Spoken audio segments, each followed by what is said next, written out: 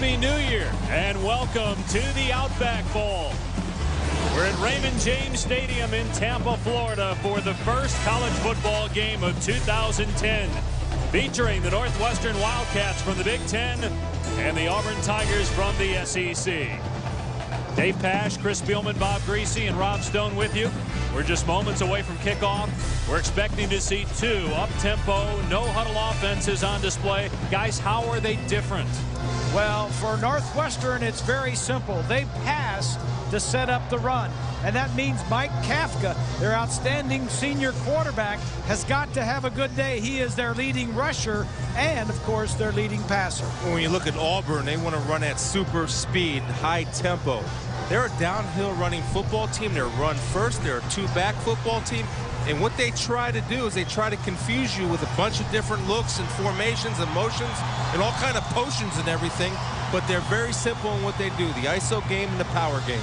One of the worst offenses in college football last year, one of the best this year. Northwestern.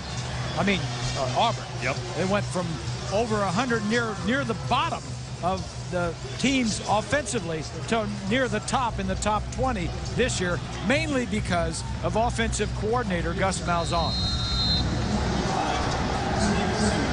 Auburn has won the toss and deferred, so Northwestern will receive.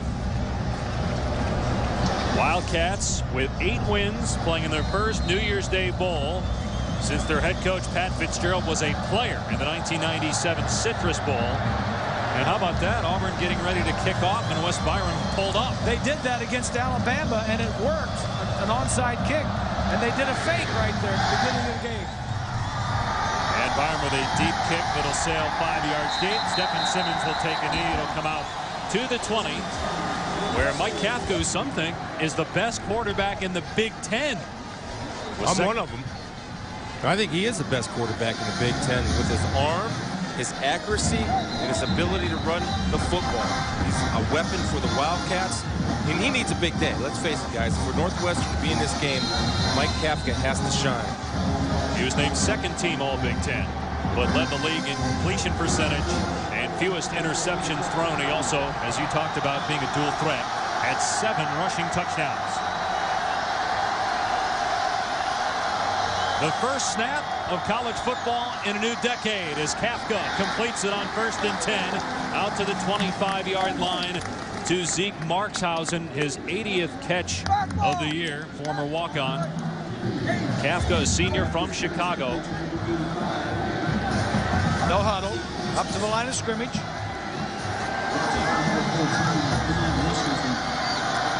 Kafka gonna run, and Josh Bynes brings him down after maybe a half a yard.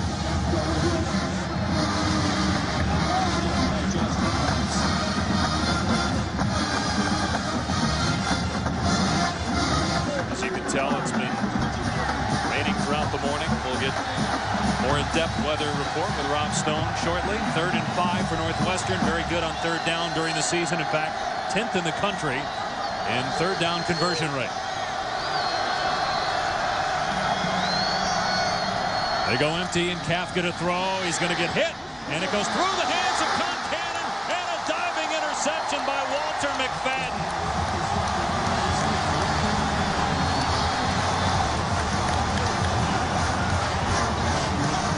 McFadden was here in Tampa as a fan watching his brother Bryant win the Super Bowl with the Steelers a year ago, and now he gets an interception to start 2010. That's just great ball skills. That's his 5th interception of the year, and a big break for Auburn early in this ball game. Starts up front with pressure. Pressure's your best pass defense. Antoine Carter, number 45, comes in, gets the hit on Kafka. Although Kafka delivered a catchable ball, again, hustling tip drill, McFadden with the seal. First look at Gus Malzahn's offense for the Auburn Tigers, which was very good this year. Big hit by Davey, breaking up a pass intended for Ben Tate out of the backfield. Chris Todd set the school record for touchdown passes this year with 21. They weren't even sure he was going to be on the roster after not performing in spring because he had shoulder surgery last year.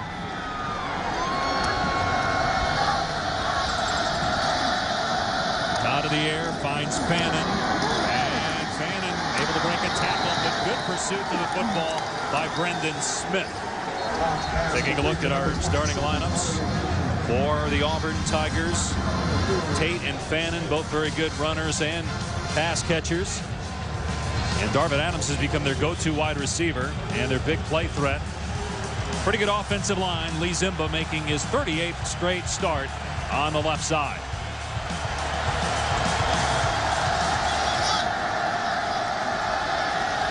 Third and 10. Here's a blitz. Todd gets it away. Low throw is caught for a first down.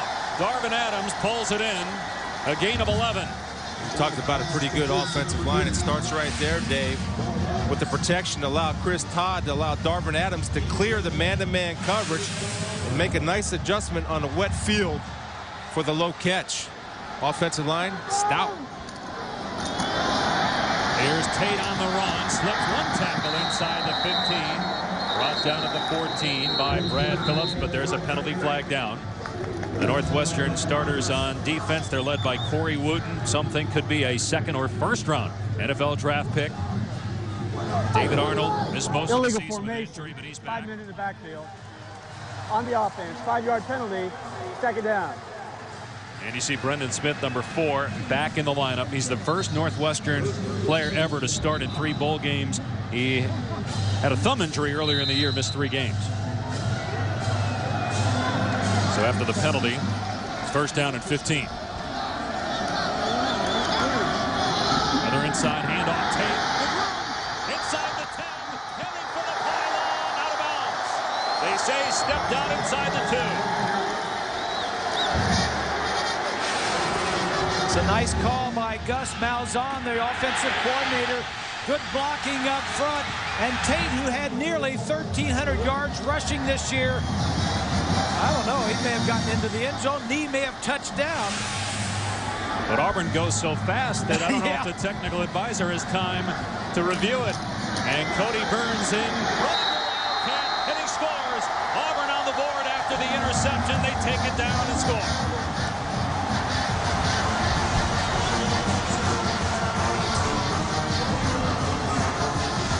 Cody Burns with his 5th rushing touchdown of the season. He is their Wildcat quarterback.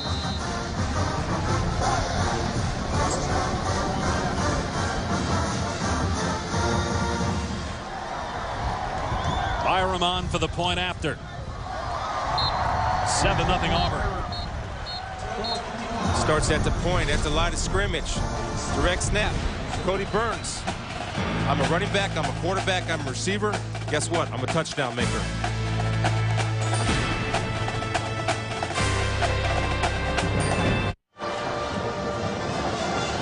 Walter McFadden's interception for Auburn off a tipped pass that Scott Concannon could not pull in. Gives Auburn the short field.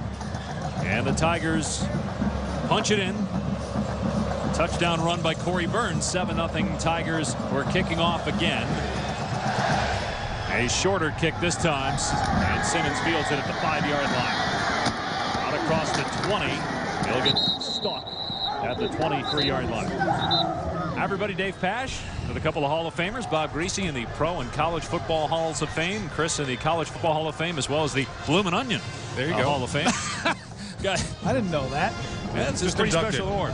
Does that mean he ate so many blooming onions? He did, yes. He set the record. He does that. Guys, you talk about an offense. Auburn, we know how talented they've been over the years at the running back position. And we're seeing another good one here with Ben Tate. Can Northwestern now counter what Auburn did with the short field getting a touchdown? Kafka going to the air, and it's complete to Markshausen for a gain of about 7. We know how they counter is not make a mental error. That long run that Ben Tate had in the last drive, there was a mental error. On defense, you always have somebody that's contained, that has to force the ball inside the pursuit. You had 600 pounds of beef of Auburn pulling around. There's nobody forcing the ball inside. So you're not going to stop them if you do that.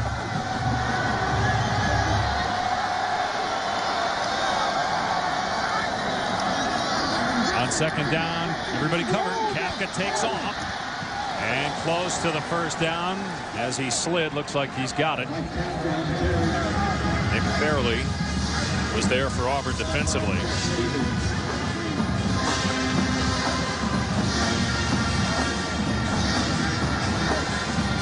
huddle right at the ball. They did not give him the first down there, so it's 3rd down and a yard from the 33-yard line. They need to get this here. And going to be close. Jacob Schmidt, who is their short yardage back. He's their heaviest back, and he weighs only 200 pounds. He did get the first down as we look at the starters on offense for the Northwestern Wildcats. Second team All Big Ten quarterback Mike Kafka. And on the outside, Markshausen, the former walk-on, has become a star at the receiver position, along with Andrew Brewer, former quarterback. And their offensive line starts freshmen and sophomores. And this is an 8-win team. There's a shovel pass to Dunsmore, their super back, as they call it, out of a hybrid tight end / H-back. He's out to the 40. Nice little play call right there. They ran the option in the first series without the option to pitch a shovel pass. That's a nice little counter. Now Auburn has to be able to react to both the option and the underneath option that Dunsmore just received. 2nd and 3. Flag down, and Kafka has Dunsmore again. Breaks a tackle at the 45 and bumped out at the 40-yard line, a gain of 19, but we'll wait and see what the penalty is.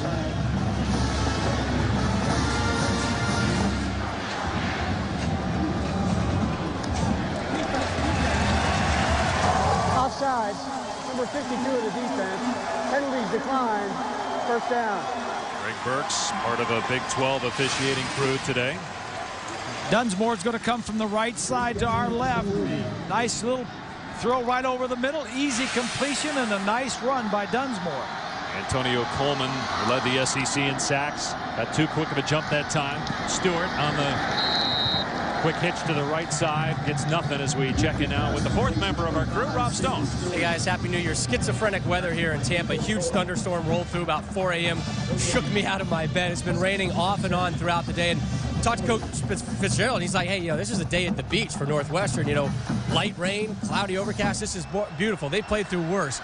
For Auburn, they've had 5 rain games, 2 rain delays as well. He said the only concern for Coach Chiswick, wind. If it gets about 15 miles per hour, then it's going to start altering their pass game. Otherwise, they're going to keep pounding it away with Ben Tate and company.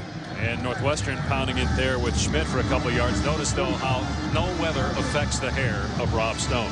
Guys, how about the footing for the players today? How big of a problem is it? Well, I think they have resodded this field because normally this time of year, this field in this stadium does not look this good. And I think some of that sod down there is a little bit loose. It'll be a factor today.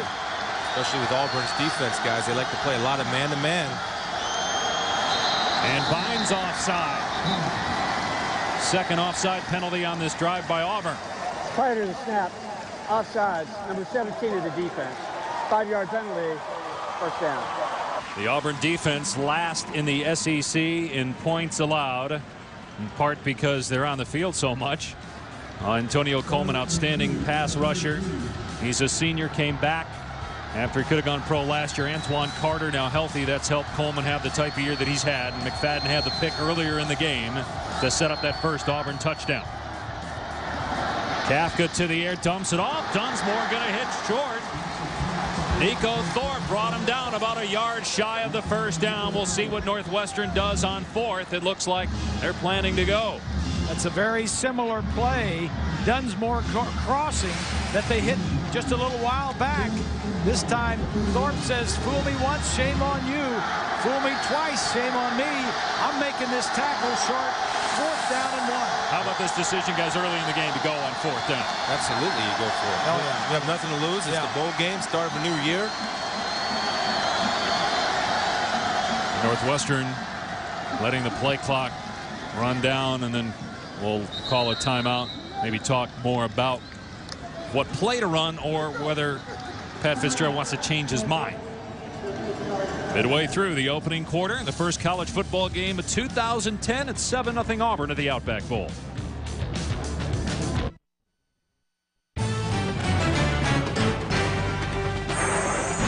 ESPN College Football, the Outback Bowl, is brought to you by Outback Steakhouse. Want to see Tim McGraw live in Australia? Text Outback to 76060. Capital One, what's in your wallet? and the 2010 Ram trucks. Give tough a smarter name. Ram. Auburn and Northwestern have been in Tampa all week.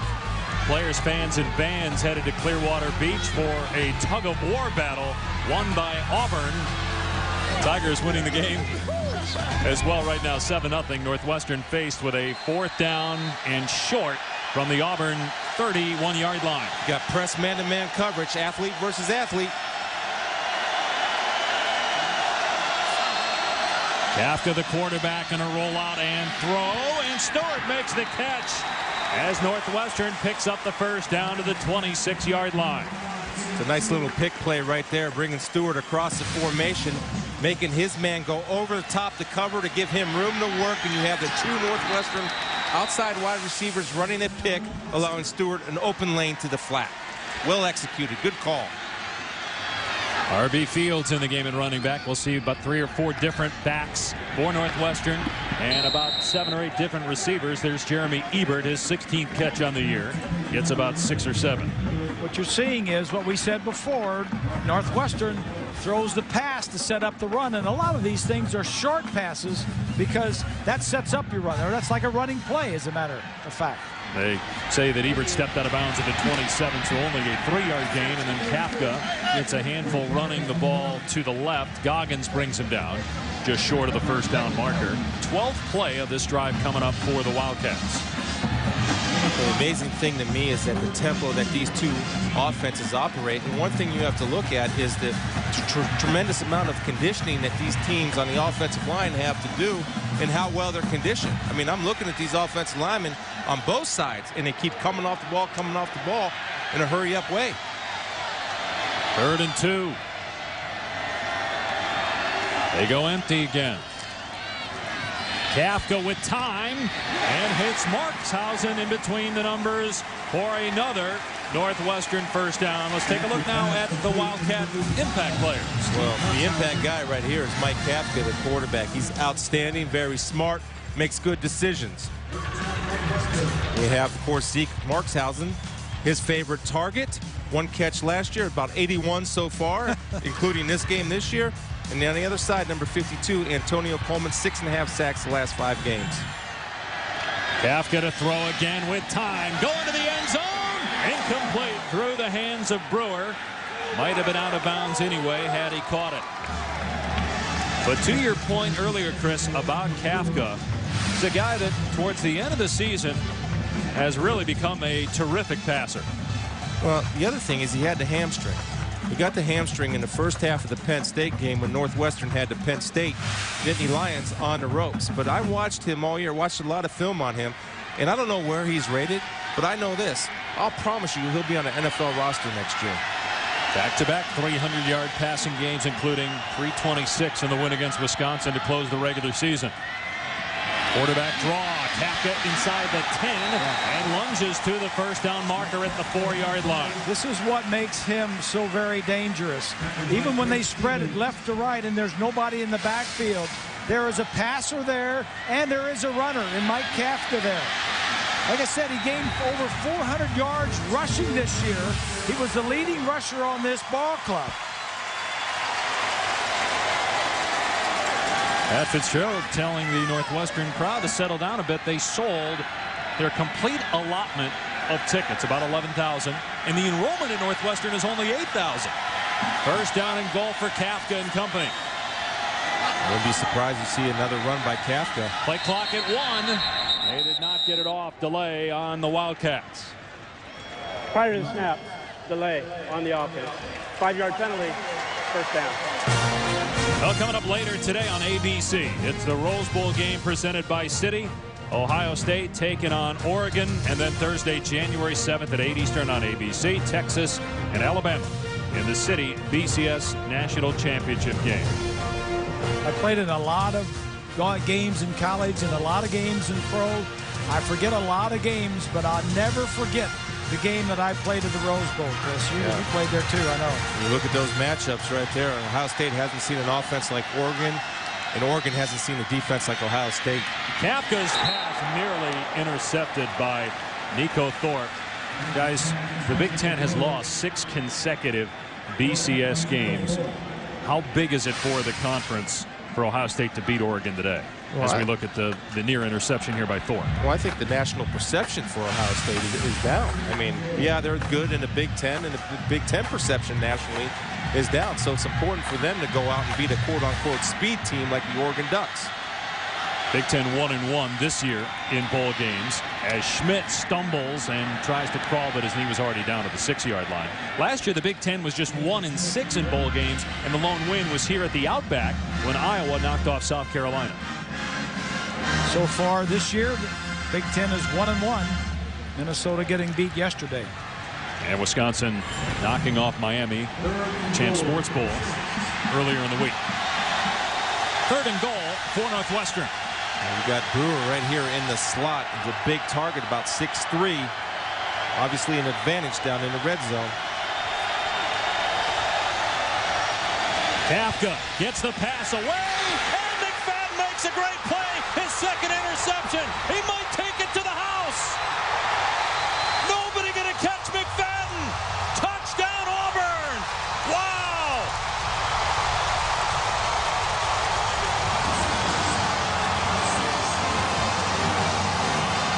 Penalty flag came in at the end, likely for the celebration by McFadden before he reached the end zone. What a way to start 2010, guys. We're talking to McFadden yesterday at practice, and he said Coach Roof is going to let us earn our scholarships today. He's going to let us play a lot of man coverage.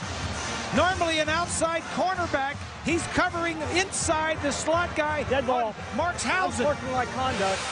Number 6 of Auburn. That 15-yard penalty being forced on the kickoff. 100-yard interception return for a touchdown on the 17th play of the drive for Northwestern. That ball was late and inside. That was good coverage, too. Very good.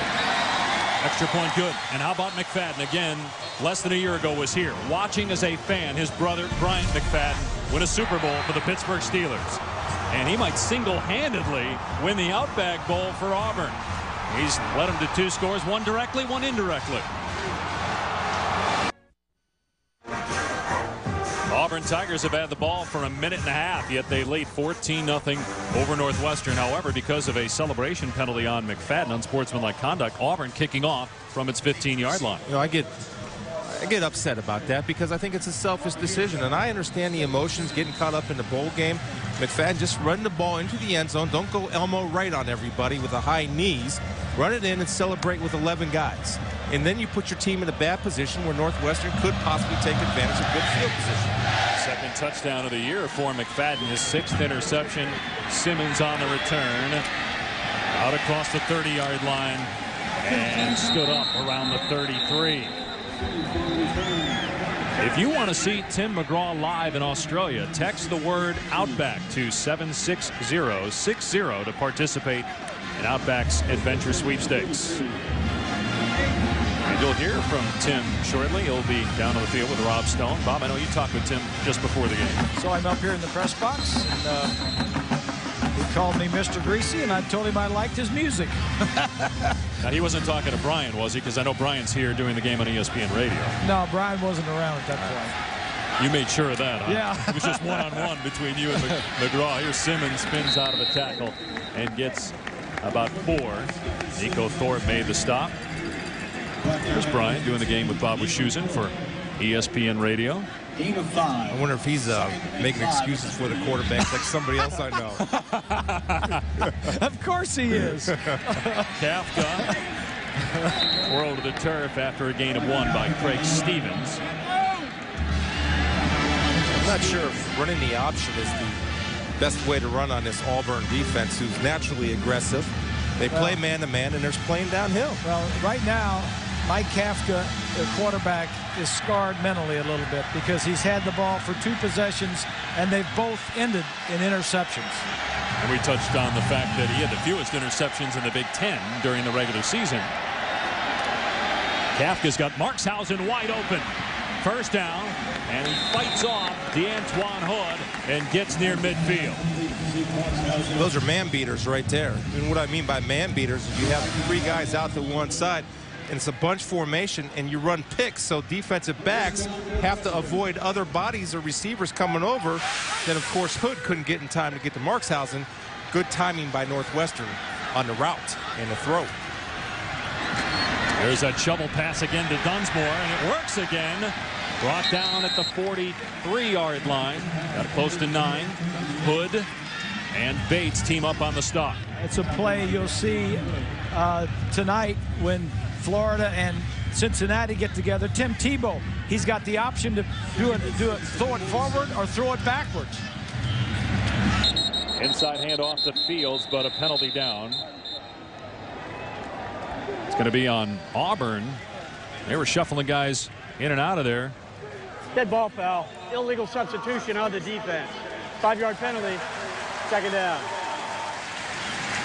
So another defensive penalty on Auburn. Well, that's the object of the no-huddle offense on both sides. If you see them try to substitute, usually have a quick audible, or the center's aware and you snap the ball, either get 12 men on the field or the illegal substitution. That's why many teams run the no-huddle. I saw Ted Ruth. He was in his first year at Auburn. He was at Minnesota last year as the defensive coordinator.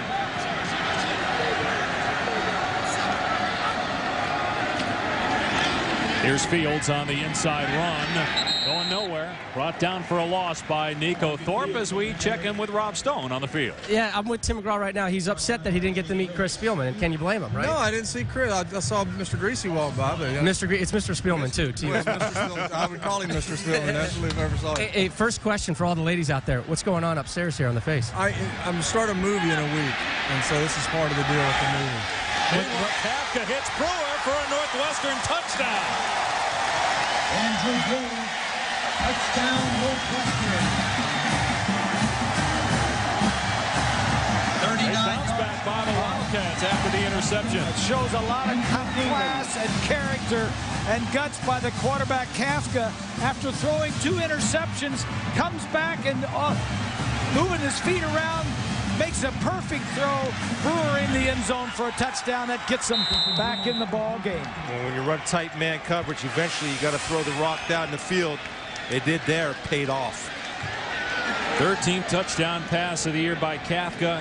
The 8th to Brewer, 39 yards, and Demos extra point makes it 14-7 Auburn. Northwestern's not going to go away. They can score. Let's go back down to Rob and Tim. Yeah, the magic of McGraw down here for Northwestern, right? So you're telling me you got a movie coming up? Yeah, I'll start working on a movie in about a week with Gwyneth Paltrow. So this is driving me crazy a little bit, but I didn't realize how much gray I had till I grew it all out. We can get some just for men for you if you want. I have the same problem when I grow it out too, Tim, so don't worry about it. Shake it off. You got some trips headed to Australia coming up soon, right?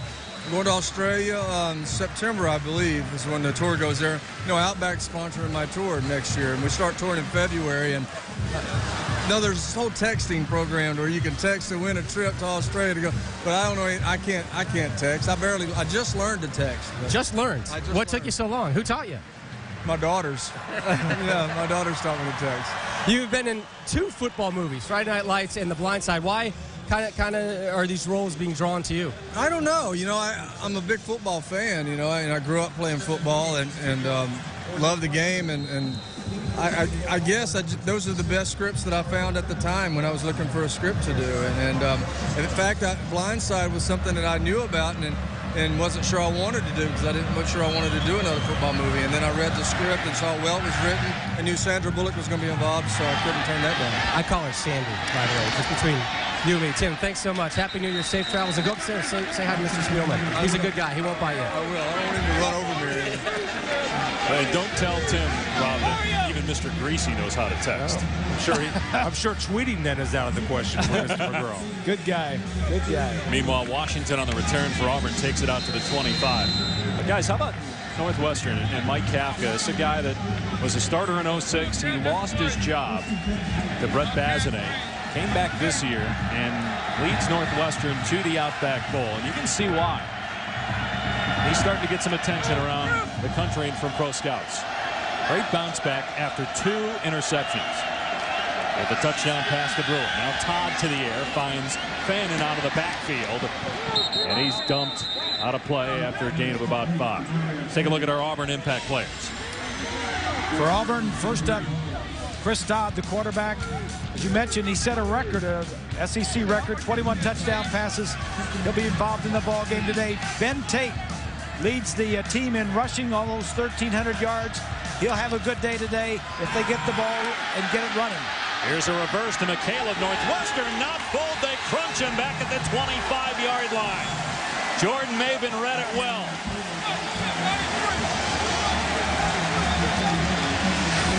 Well, Northwestern is a smart football team. One time they got outflanked. This time they're not going to get outflanked. What you see there is a crackback. That means an outside receiver comes on the inside defender. The most outside defender then must replace. Maben did a great job of reading, forcing the ball back inside, and sealing the deal with the tackle. 3rd and long. And Todd's pass off the mark. Incomplete. Intended for Darvin Adams. Auburn goes 3 and out. Reese and I were talking before the game that Northwestern is a team that doesn't panic. I mean, they know what they do and they trust what they do, right, Reese? That's for sure. Well, that goes to the head coach, Pat Fitzgerald, guys. And this is a Northwestern team that's been through a lot. These seniors for Northwestern, the last group that played for the late Randy Walker, who passed away in the summer of 06. Pat Fitzgerald was an assistant at that time. He gets a call saying, you're going to be the guy. You're going to be the head coach. And look what he's done with this program. 9 wins last year, 8 this year, as Brewer will let it bounce inside the 30. It'll be down to the 26-yard line. Well, some great games today. Our bowl lineup coming up on ABC. It's the Capital One Bowl. 3 Big Ten teams, 3 SEC teams in action. And it ends for us on ABC with the Rose Bowl game presented by City, Ohio State, Oregon. Look at that Cincinnati-Florida game. I think that would be one of the biggest upsets in college football history because of the circumstances surrounding the game. You have 2 coaches that left Cincinnati, and Jeff Quinn's coaching that, but then going to Buffalo. And you have one team motivated by sending Urban Meyer off to his rest with a victory. Kafka completes it to Markshausen for a few. Do you agree with that? One of the biggest upsets in history? No, I don't agree with that. Of course not. I can't agree with that, right? But what I do see on that schedule of games today is college football is going to be saying goodbye to a couple of legends, if you will. Bobby Bowden from Florida State and Tim Tebow. What a great player. What a great inspiration for college football Tebow has been. Kafka has it complete. Another Northwestern first down. Stewart to the 46-yard line. What a great throw this is. In between the defenders, over some, just a great throw. Well, watch, he uses his eyes, Bob. He uses his eyes on the short receiver, which draws the corner up in cover 2 to jump to short receiver. He baits him, then he throws right between the corner and safety. And the eyes are a huge weapon for a quarterback, and I don't think enough of them use their eyes enough. Yeah, that's for sure. You may be right, Spiels, on Kafka. He looks impressive. Interceptions. Right, one of them is fault. Probably not fault. 14-7. Of course he's right.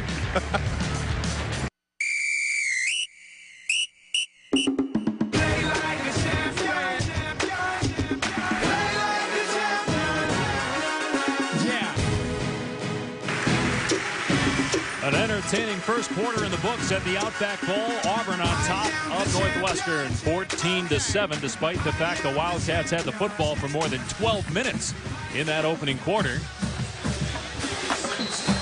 2 turnovers by Northwestern, including a 100-yard interception return for a score by Walter McFadden, Auburn senior defensive back. First down for Northwestern from the 46. Kafka with a ton of time. And throws with 2 Wildcats around the football, and it's caught by Brewer. Brewer and Markshausen both had their hands on it, and Brewer comes up with a catch. The reason 2 guys were there was Brewer broke off his route. He was the outside guy supposed to continue down the field. He's throwing this ball to Markshausen. Well, just so one of our guys gets it, that's all they care about. Whistle and a stoppage of play. Penalty flag down. Previous play is under further review. Ruling on the field was catch. Correction, they're reviewing the previous play. By the way, Antonio Coleman not on the field right now for Auburn, shaken up. They're stretching him out over on the Auburn sideline, and perhaps that's a reason why Kafka's had more time to throw here lately. He led the SEC in sacks and tackles for a loss during the regular season. Let's see whether Brewer looks like he's got it. It looked like he was in bounds. Yeah, he's got it. See if his foot was in bounds. Yeah, he's got it. You know, it's interesting, and Brewer did break off his route. Normally you don't want to do that because obviously you had Markshausen coming into that same area. Why he broke out his route is the reason is because you had Hood playing corner, reading his route. He was beating Brewer where he was supposed to be, so Brewer just set it down. Ruling on the field is confirmed. First down. And let's check in with Rob for more on Antonio Coleman. Yeah, guys, when they brought him over to the training table, they tried to lean him back as he was sitting on it. You could visually see the pain on his face. They started rubbing his lower back.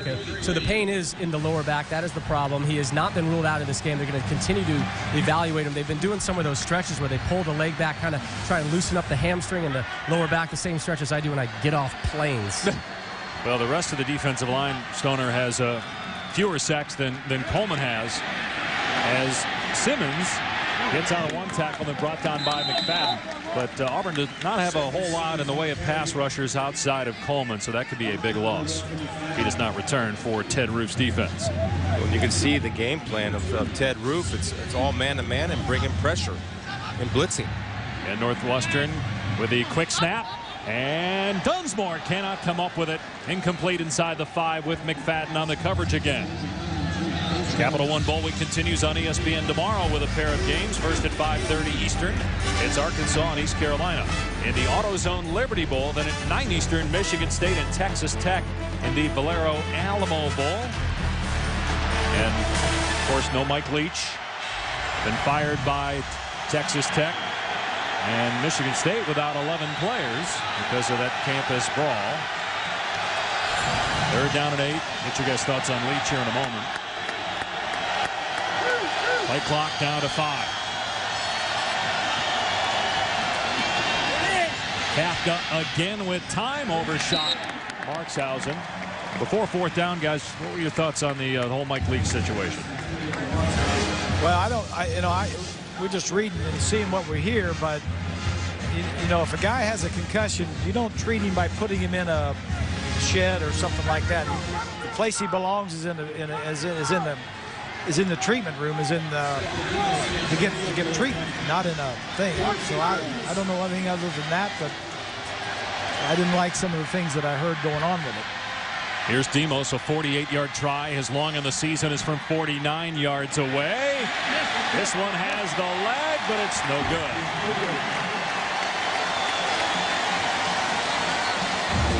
So nothing on that drive for Northwestern. It remains 14-7 Auburn.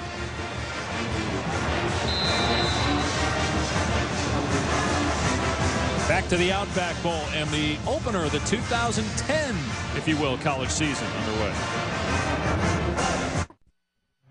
Mike Kafka trying to lead Northwestern to, believe it or not, its first bowl win in 61 years. But the Wildcats down 14-7. Their only bowl win was the 1949 Rose Bowl against Cal. Since then, they have lost 6 straight bowl games, including an overtime thriller in the Valero Alamo Bowl a year ago to Missouri. Auburn taking over after the missed field goal. Nowhere to go for Ben Tate. Let's take a look back with our Mazda Drive recap. And the interception by McFadden, his first interception, then a long run by Tate, which set up the 1-yard touchdown run by Burns. The other touchdown scored by McFadden on a length of the field, INT for a score. Out on the flat it goes, running room. Adams across midfield. And all the way to the 42-yard line. Boy, Gene Chizik, in his first year as a head coach at Auburn, really picked a good coordinator in Gus Malzahn. He's been able to dial him up, not just at Auburn, but at Tulsa, and prior to that at Arkansas. Well, I tell you, Zimba, the offensive tackle, did a great job of operating in space on Maven, the corner. Ben Tate on the carry, stood up and ripped down by Brad Phillips at the 37-yard line.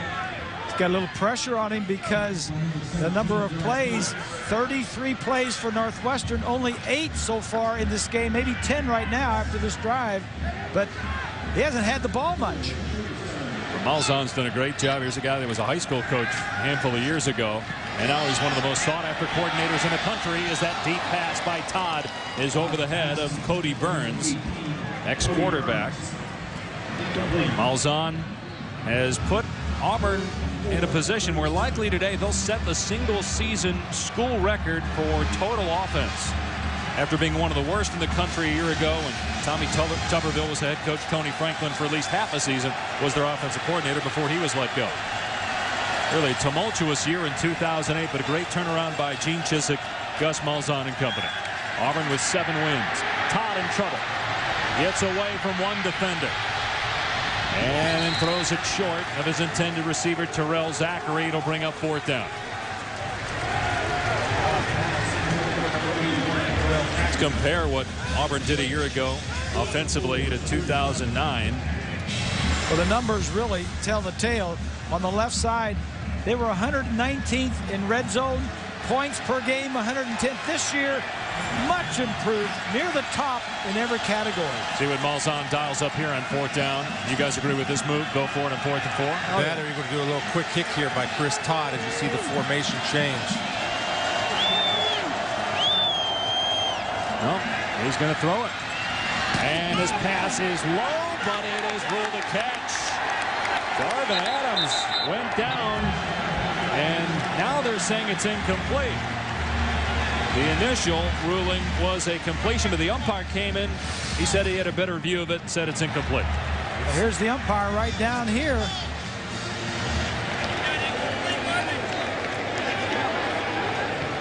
See the ball coming in. Yeah, his hands are underneath, the arms are underneath. To me, that looked like a good catch. Well, every play in college football is reviewed, and they're going to further review this play. Again, it has to be indisputable video evidence to overturn the ruling in the field, which was incomplete. Now, you're right, Chris, it does look there like a catch. I look at the forearms. You see the forearms are underneath between the ground and the football, and he's securing that football. And they were in like a short punt formation. That was to protect against any outside blitz, and Todd throws a low ball where only his guy can get it. And to me, the forearms were between the body and the ball in the ground. We'll come back and see if it is indeed incomplete and Northwestern ball.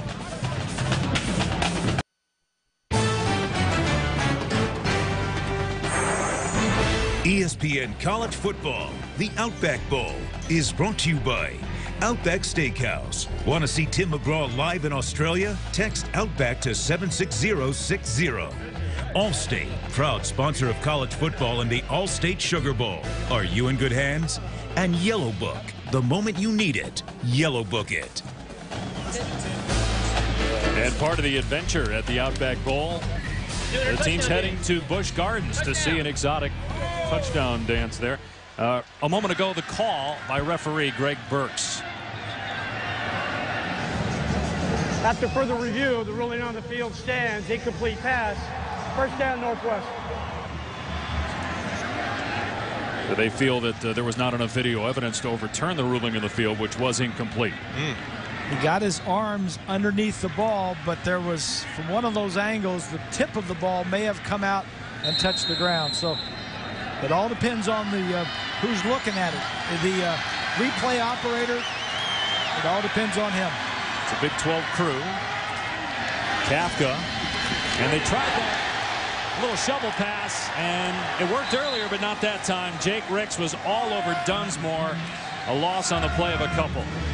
Ted Roof's doing a good job of adjusting, because that's basically the only running play that has hurt. And you see Ricks just reading it, not chasing number 9, Dunsmore, to follow the play. Is able to secure the tackle. And the next time you might want to try to sneak in there and pick that sucker off, because if it is dropped, it's an incomplete pass as opposed to the backward lateral. Dunsmore scored the go-ahead touchdown in a win at Iowa to end the Hawkeyes' undefeated season. Northwestern had some big wins this year as about 4 offensive linemen jumped that time. Prior to the snap, false start, number 75 of the offense. 5-yard penalty, second down. You know, just to go back to that call, and I know it doesn't go on the stat sheet as a turnover, but it's the same thing as a turnover. Something that you thought you had, it looked like you had, but it ended up being a big play for Northwestern. Just keep that in mind, because that's down in the red zone, where Auburn is very efficient as an offense in the red zone.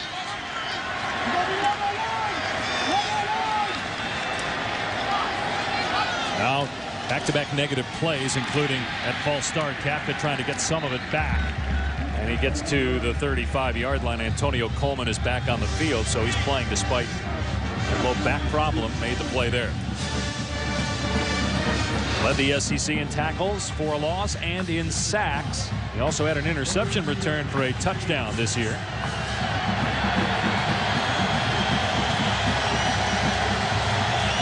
A handful of defensive touchdowns for Auburn, including one in this game, which right now is the difference. And Kafka with a long throw from the far hash to the near sideline. Markshausen cannot make the catch. Incomplete. He wants to throw the flag. It was a long throw, and Kafka didn't have any room to step into this.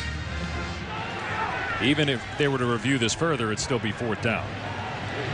Coleman applying the pressure. The back seems to be loosening. And as Bob mentioned, when you make that type of throw, you got to get your legs into it, or it's never going to get there. I don't care how strong an arm you have. Stephen Demos, whose long punt of the year is 47 yards. His long field goal is 49. Go figure that one. He's both the punter and the place kicker. Rolls that one down near the 20. Well, Pat Fitzgerald and the Northwestern Wildcats trying to win their 9th game of the season, but they trail Auburn, which is in search of win number 8, 14-7. Auburn's defense done a pretty good job on Northwestern's offense the last couple of possessions. The Tigers holding a 7-point lead here in the 2010 Outback Bowl. Dave Pasch, Bob Greasy, Chris Spielman, Rob Stone. Northwestern with 8 wins on the year. Auburn with 7. The Tigers were under 500 a year ago.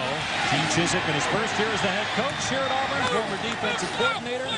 And Ben Tate on first down gets about 15 on the ground. Rose Bowl game presented by Citi coming up later today on ABC. Terrell Pryor in his last 3 games, all wins. Numbers don't jump out at you.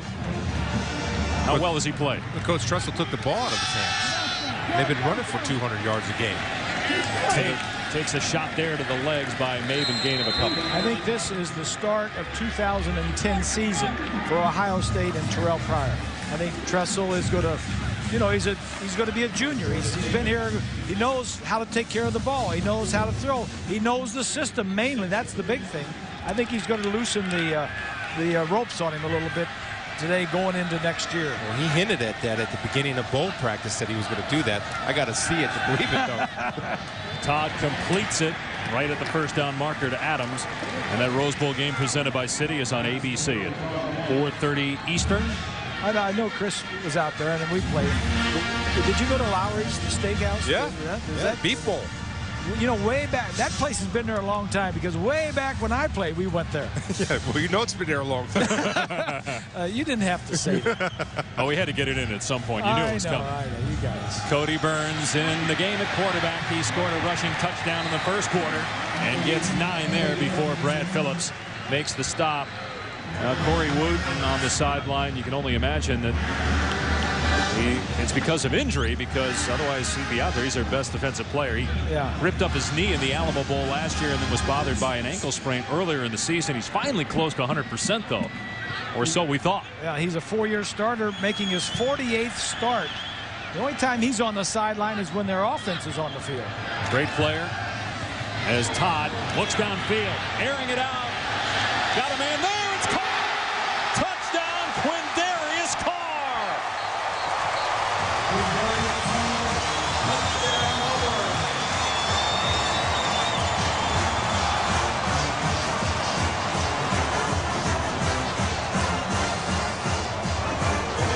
Watch the push off. Carr's going to, right there, his left hand is extended. They get a little push off on Smith. Single coverage. Good throw by Todd. Just put it up and give your guy a chance to make a play. That's the game plan. You short, run. Check him deep. Beat Brendan Smith, who allowed himself to get pushed off by Carr. One after is good. 46-yard touchdown. Chris Todd, a school record 22nd touchdown after just 5 touchdowns a year ago. If only Auburn could learn how to celebrate. That deserves a penalty. They got one earlier. Got it right the second time.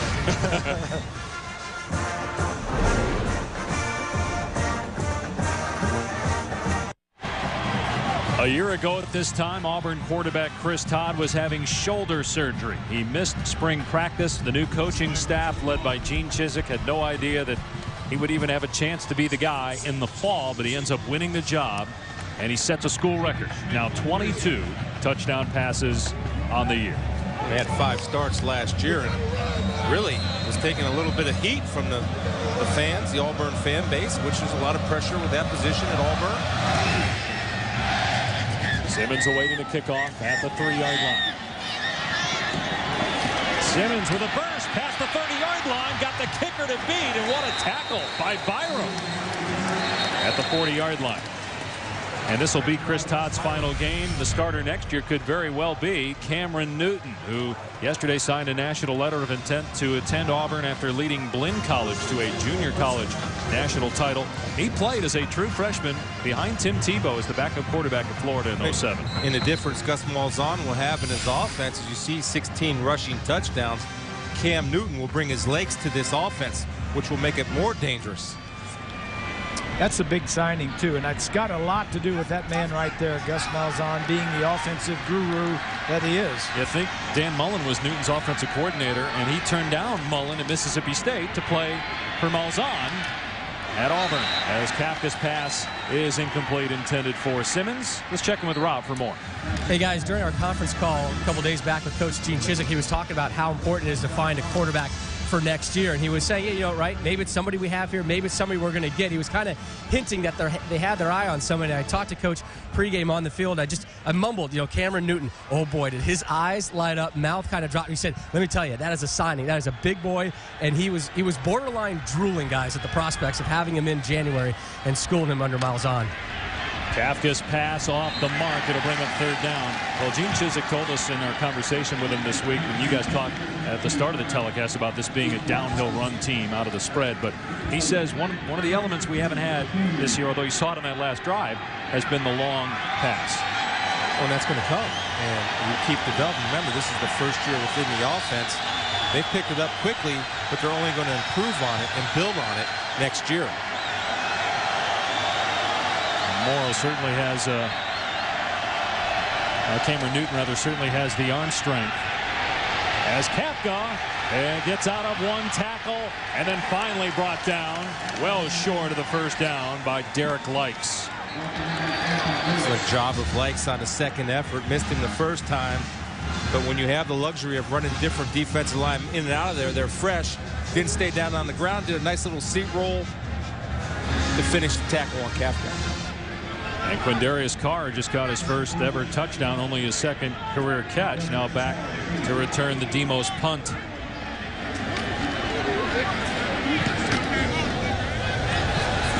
And those are always dangerous, as that one almost hit an Auburn player. Goes out of bounds. It'll be Auburn football. Well, we talked about Auburn quarterbacks. They've had some pretty good running backs over the years. 1985 Heisman Trophy winner Bo Jackson used to light up Chris when they'd play in the NFL. Rudy Johnson, Ronnie Brown, Cadillac Williams, Kenny Irons. How about James Brooks and Joe Cribbs and Stephen Davis, Tony Richardson? Yeah. Even Brandon Jacobs had a cup of coffee at Auburn. William Andrews. I think James Brooks is one of the most underrated NFL backs to ever play the game with the Chargers and the Bengals. He was an outstanding football player. How about Ben Tate, number 5 on that career rushing list?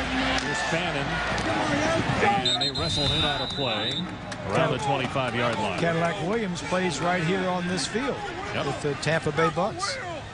Tampa Bay plays here Sunday against Atlanta. They're 3-12. Maybe saving Raheem Morris's season after beating New Orleans? I don't know. Bo Jackson never ran me over, though. He ran away from me, just to make that clear. He had to get that in, didn't he? That was like 3 or 4 minutes ago we said that. They fake the reverse. Tate looking for a running lane.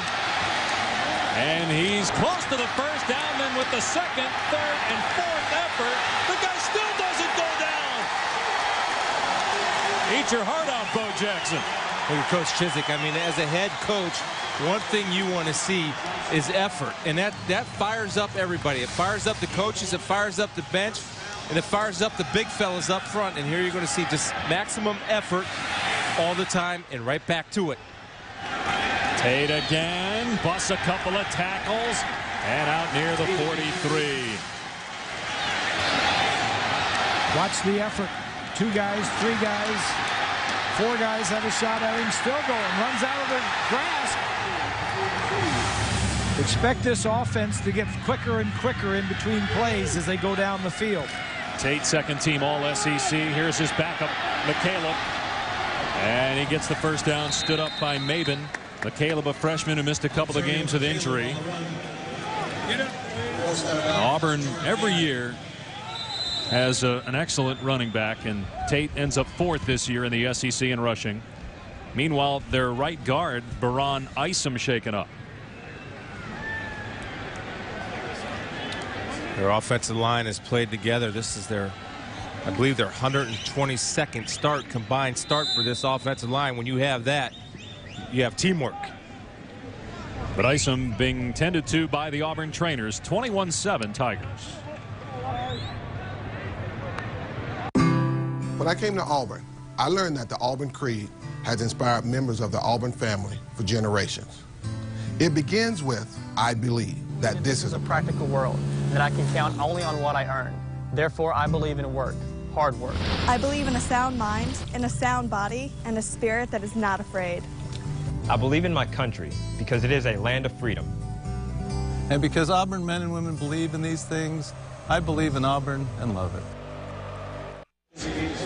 Right guard Baron Isom being helped off the field. Auburn leading Northwestern 21-7 here in Tampa at the Outback Bowl with Bob Greasy, Chris Spielman. I'm Dave Pasch. Rob Stone down on the field. Isom faced a suspension earlier in the year for a violation of team rules, missed a couple of games. Otherwise, this offensive line has been together. And Bart Evans, who's really the backup center guard and tackle, will come into the game at right guard. Cody Burns in at the quarterback position. And Burns finds a hole and crosses midfield, gets about 5 to the 48-yard line. Quentin Davey on the tackle. Auburn started the year 5-0, guys. At one point was ranked 17th in the BCS standings. And the schedule got tougher. Now, yeah. Granted, they did beat West Virginia early in the year. They lost 5 of their last 7 to end up the season 7-5. Played well, though, against Alabama. Led that game 14-0. As Tate gets to the outside and gets slowed up, but is able to get the first down, and then a flag flies in the middle of the field.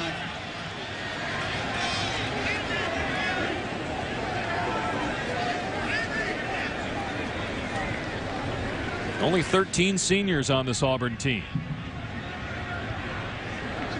Personal foul, tripping on the offense, number 53. 15-yard penalty, second down. That's on Bart Evans. He comes in, and the first play he's out there, he gets a tripping penalty. Got to get warmed up a little bit. See 53 pulling around right there. Big Bart. Keep your eye on him. That's a nice, you couldn't see it at the end there, but that's an old trick that those dirty old big hog offensive linemen do called the leg whip. Where they whack you, they miss you, they fall down on the ground, and they swing their legs around to try to get you. Defensive linebacker talking about offensive linemen. Yeah, they all cheated. Big dirty old guys. They all cheated. Was tripping part of your warm-up routine? I like that. Here's a reverse to Fannin. And Fannin caught it back. And gets back to midfield. Nate Williams there for Northwestern. Just interesting to see that Auburn now has had a chance to run their offense at a high pace. If it's starting to wear on the Northwestern defense, they try to get substitutes in and out of the game. But I see hands on hips in between plays. That's not a good sign. 3rd and 7. Northwestern in dire need of a stop, and a timeout called here by Auburn. Timeout, Auburn. They're first to the half. So a couple timeouts remaining here for the Tigers at the 5-minute mark, leading Northwestern 21-7. We mentioned at 4:30 today on ABC. It's the Rose Bowl game presented by Citi. Then on January 7th on ABC, it's the Citi BCS National Championship game. As I'm sure you guys have been breaking this down now for weeks. Who do you like, Texas or Alabama? Well, I like Alabama. I think Alabama plays defense. They play great run defense. Texas has a hard time running the football.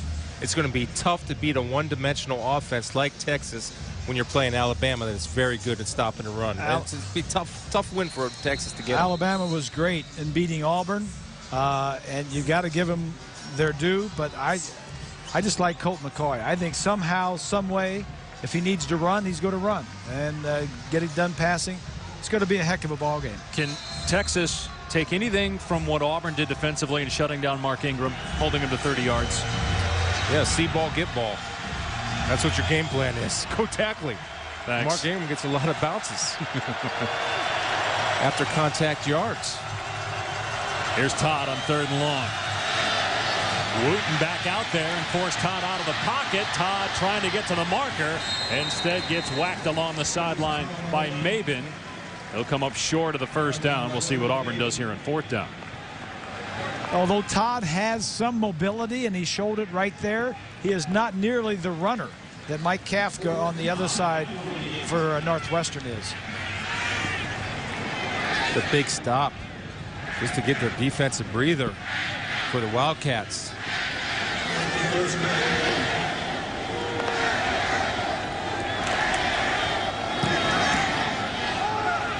Brewer gonna let it bounce at the 15. It takes an Auburn hop inside the 5-yard line down at the 4 as we go to the studio and say hello to Ryan Burr. Happy New Year to you as well, Dave. Coming up on the H&R Block halftime report, we indeed will follow all the college football today. Mike Leach speaks out against Texas Tech. You don't want to miss that. We'll have a Rose Bowl preview. Can Ohio State break the string of Big Ten teams losing at the Rose Bowl? And Bobby Bowden, his farewell game at Florida State, all coming up on the H&R Block halftime report. We'll see you then, Dave. All right, Ryan, Happy New Year to you as well. Closing in on 4 minutes to play. Concannon at the end of the 1st half gets about a yard.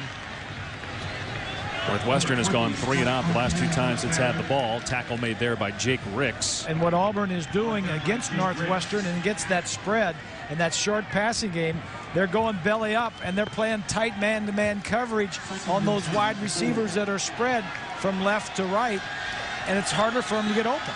Starting to rain again. We'll see how that impacts the passing game. As Kafka has a man and is off target, but good catch by Brewer. Northwestern has not won a bowl game since the 1949 Rose Bowl against Cal.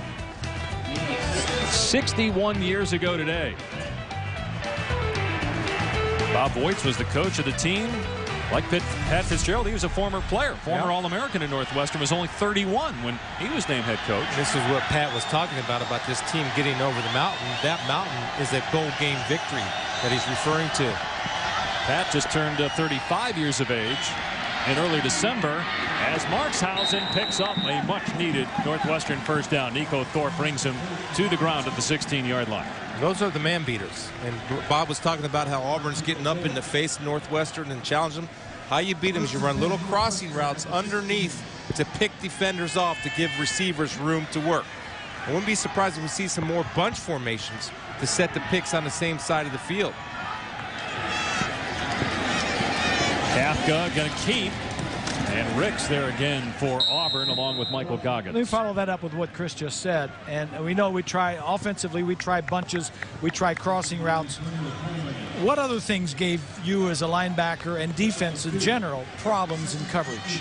Well, if you're talking about man coverage, it's the fact that you have to run the football, which Northwestern cannot do. Then all of a sudden, because when you're a man, you're automatically thinking pass first as one of the back 7. Right. If you can't run the football, that allows you to purely focus on pass. But if you're playing man and they're running football, that puts a burden on you. Ooh, late handoff by Simmons. Coleman drags him down. And not much again on the ground. Going to bring up 3rd and long. And I guess a quarterback like Kafka going a step further, who spreads that receivers 3 on the right, 2 on the left.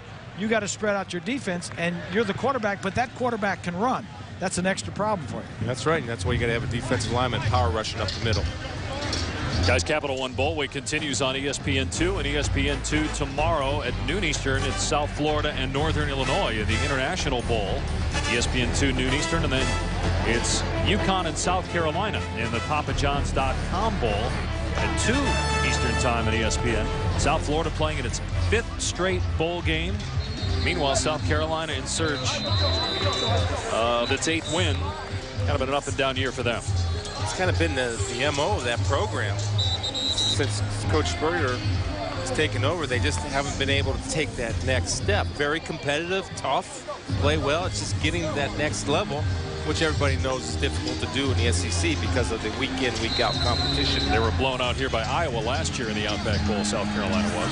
I did that game. They looked like they weren't interested in being here. At least that's how they play. And sometimes that's the case in bowl games with certain teams. So when you shut it down and then you try to get it started again, sometimes it always doesn't work. 3rd and 8. Kafka going downfield, overthrew Brewer. There were 3 Auburn players in the vicinity as well. 4th down. That's one I think you do throw away, because if I'm seeing 3-on-1 and I trust my guy Brewer, he's the next quarterback. We used to sit in meetings together, but I don't trust him that much. Let me go ahead and throw that to the hash mark as he's running to the middle of the field. Crossed him up there. They didn't go man-to-man as they've been doing. They went zone. Demos to punt from inside his 5-yard line. And a high snap. And that went off the side of his foot. How do you know where that thing crossed the sideline? The official is spotting it at the 24-yard line. That's a 6-yard punt, if that is indeed where it ends up being spotted. Let's see. Now another official, the field judge, is coming over, and he's saying the 36-yard line. So it's an 18-yard punt.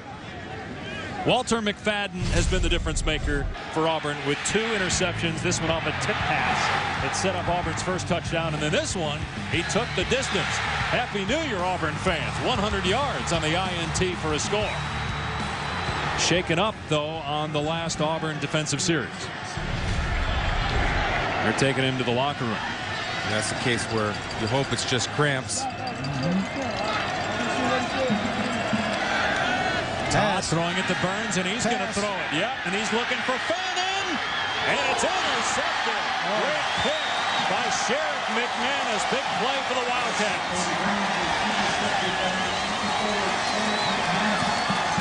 What do you think of the call, Grease? I love it. I do. I love it. You get a turnover in positive field position. Gamble with something. Try something.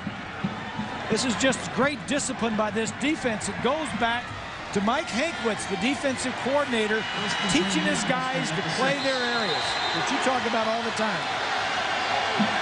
Walter McFadden sees that he's got to come back out there. He says, you know, I'm not going to the locker room. I'm going to tough it out and play my final game at Auburn. Right. Kafka, quarterback draw. Across the 10-yard line, out near the 15, Nico Thorpe on the stop. Why is he going to the locker room then in the first place? Oh, okay. Apparently just walking it off then, Chris. Well, you know what? If I see him out there and I see him limping, I got some eyes in the sky. Let me see what you have. Yep. There you go. I go right at him. The coaches in the press box, you know, they know that. He's in the slot there on Ebert. Kafka instead goes the other way. He's got Stewart, and the pass is pulled in. Ruled a catch. I'm just watching McFadden there. You see him on your screen. That's cramping up. And you see Stewart right here doing a good job of field awareness. In the air, one in, one out. Yep. Good catch, good throw by Kafka. And he didn't go out of bounds before the ball got there, because you can't make a play on the ball. I think they're going to take a look at this one. Yep. Previous play is under further review. Guys, I want to go back, though, to your comment, Bob, about what Auburn ran. Now, why not, when you've run for 100 yards already and you got 1:40 left, you can take the clock down, just continue to pound Northwestern and get into the red zone. Let's take a look at this, see if he gets his feet in. He he doesn't go out of bounds before the ball gets there. And he seems to have possession and a foot in bounds. Unless the back of the foot was out of bounds, the left foot. But again, hard to tell. It's got to be indisputable video evidence to overturn the ruling of the field. I think it's going to stand. Okay, what's your question now? Just going back to why not continue to run the ball? I mean, they're running it successfully. Okay, you're questioning Gus Malzahn. He's been studying for a month to get ready for this. You know, when you when you get a turnover in positive area inside the 40 or inside the 30, go After for it. further review, the ruling on the field is confirmed. It is a catch. First down. What do you think about it, Chris? I don't mind going to try to drive the stake. You're up 2 touchdowns. I don't know if I'd go trick play. No, I might try to throw something that I know and trust that I've already hit on them that's been successful down the field. But I don't question the call. I think it's a good call. It's a good call. I mean, now is a perfect time to try. You're up 21-7. Kafka with time has Ebert in the middle of the field. And McFadden made the tackle, but he was nowhere near Ebert in the pattern. That's because he could not break on the football. He's having a hard time planning off of his back pedal to break on the football. Keep attacking him. There he is right here. Kafka to Stewart, and DeAntoine Hood right there to make the tackle. Northwestern still has 2 timeouts remaining, and they're going to use one here. You know, I wonder if they see that he's in the slot. They love to play man. And I wonder if you might have to take a shot at him. That's what I'm asking myself. Now, I know they have coaches that are in a near vicinity to us. If you see him limping, boy, you go right after him. Now, that might alter what Gene Chizik does and Ted Rupp do on defense, because you got to say, look, I got a wounded warrior out there.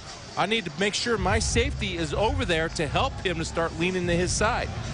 And he's the nickel guy when Northwestern goes 3 or 4 wide, so he moves inside. That seems to be where Northwestern is attacking. Just put your fastest guy in the slot and say run a takeoff. That's the problem. Northwestern doesn't have many fast guys, and they don't have many guys that are big play guys that are really burners that can get down the field. If anybody is in that category, it's Brewer, and they've already tried that. Well, I mean, you try it again. You got to be, I know they're not overly fast, but you got a guy that's cramping and limping around, and he can't break. Climbing. Now right here. They do put Brewer over on that side of the field, and as you said, Bobby, had a 39-yard touchdown catch in the first quarter. And Kafka throwing to Ebert, who's being covered by McFadden, and he's got the first down to the 32. So they went at him there. I think you keep going at him and see if he will stay patient, because he's got to be a smart football player and protect himself. Kafka 4-4 on this drive. They're going to Ebert again on McFadden. He makes the catch inside the 5. There it is, guys. Beautiful. I think they were just wearing him out. Right here, he's got pretty decent coverage, but he does not have his burst. And the ball's thrown low and away, and a great throw away from the defender, Grease, nice and low for his guy can only get it. Yeah.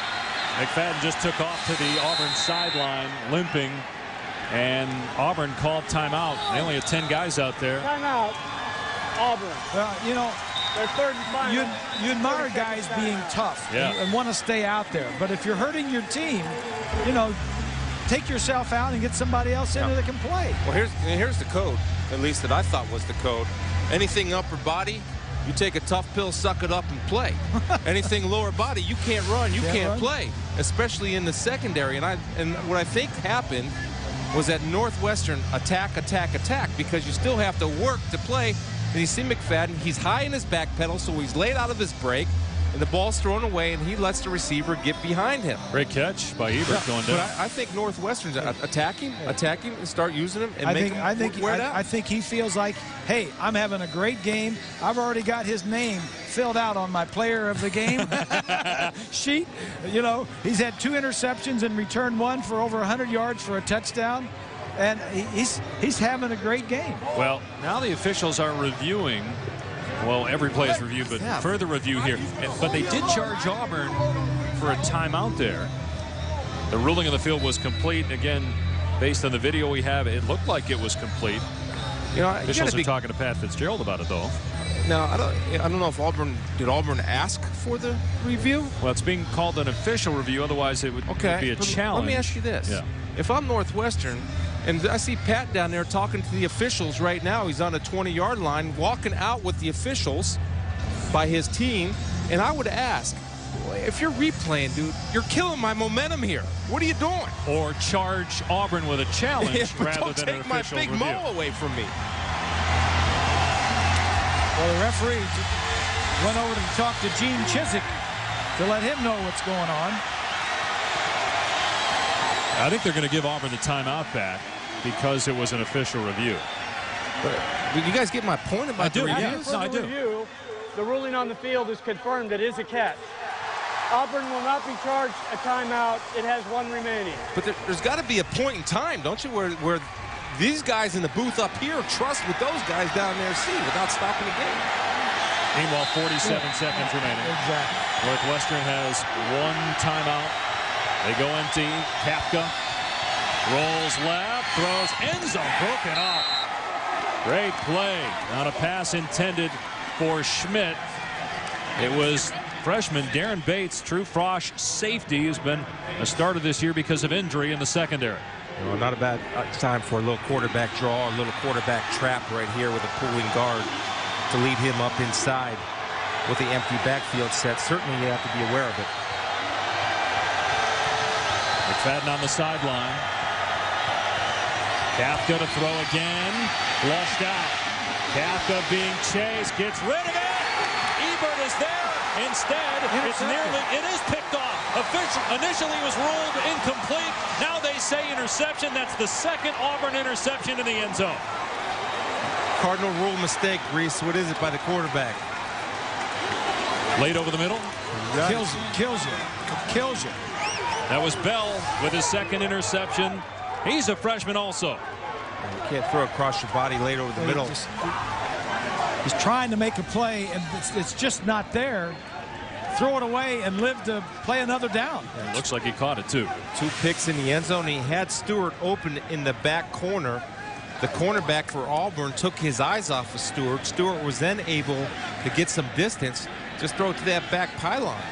Don't try to make the miraculous throw. Guess what? It's a reason why it's a miraculous throw. Doesn't happen very often, Dave. 2 in the end zone, 1 return for a touchdown. So it's not as if Auburn has completely outplayed Northwestern, but because of the takeaways, they have a 2-touchdown lead. In the end zones. We said early on that Kafka would have to play well and have a good game for Northwestern to have a chance because he is their offense. A couple of bad decisions, interceptions in the end zone. We'll see if McFadden can go in the second half. Had 2 interceptions in the first half and valiantly trying to play through that leg injury in the final stages of the second quarter. Let's check in with Rob Stone.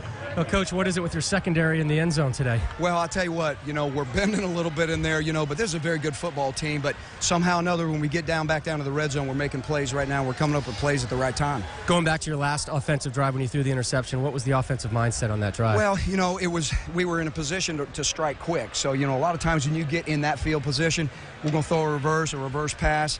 Hey, it was a great play by their safety. I think the ball was there. They made a great play on it. Coach, we appreciate your time live. Thank you. Thanks, Rob. Rob, get a hairdryer and a brush. Chris, get another bloomin' onion. Bob and I will continue to argue about that play that Auburn ran earlier in the quarter. 21-7 Tigers as we join Ryan Burr for the H&R Block halftime report.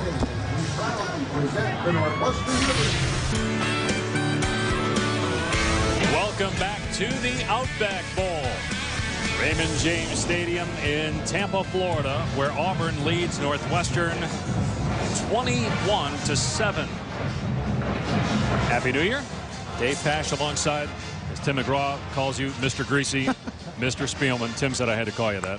How about Mr. Kafka, guys?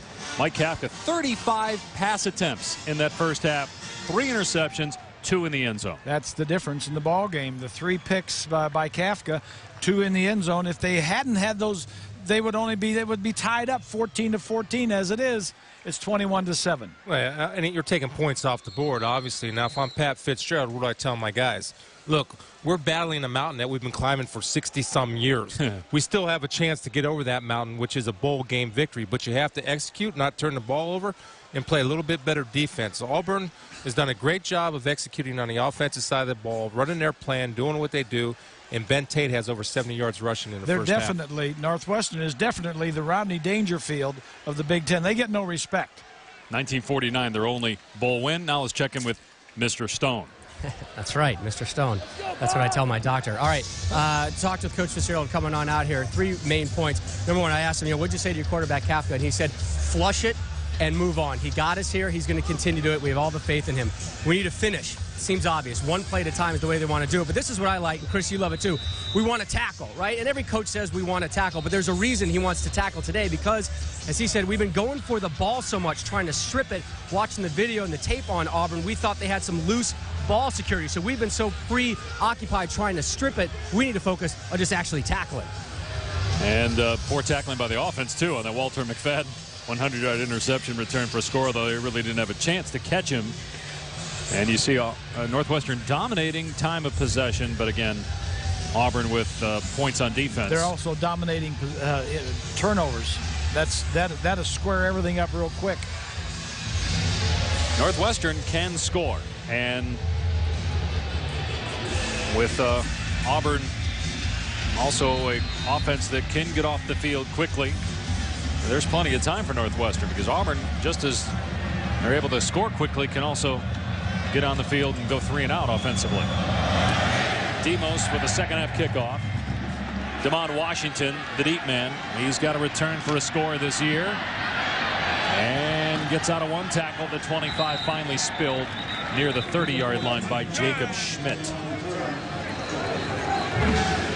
So Auburn starts the second half on offense. A touchdown pass for quarterback Chris Todd, a school record 22nd.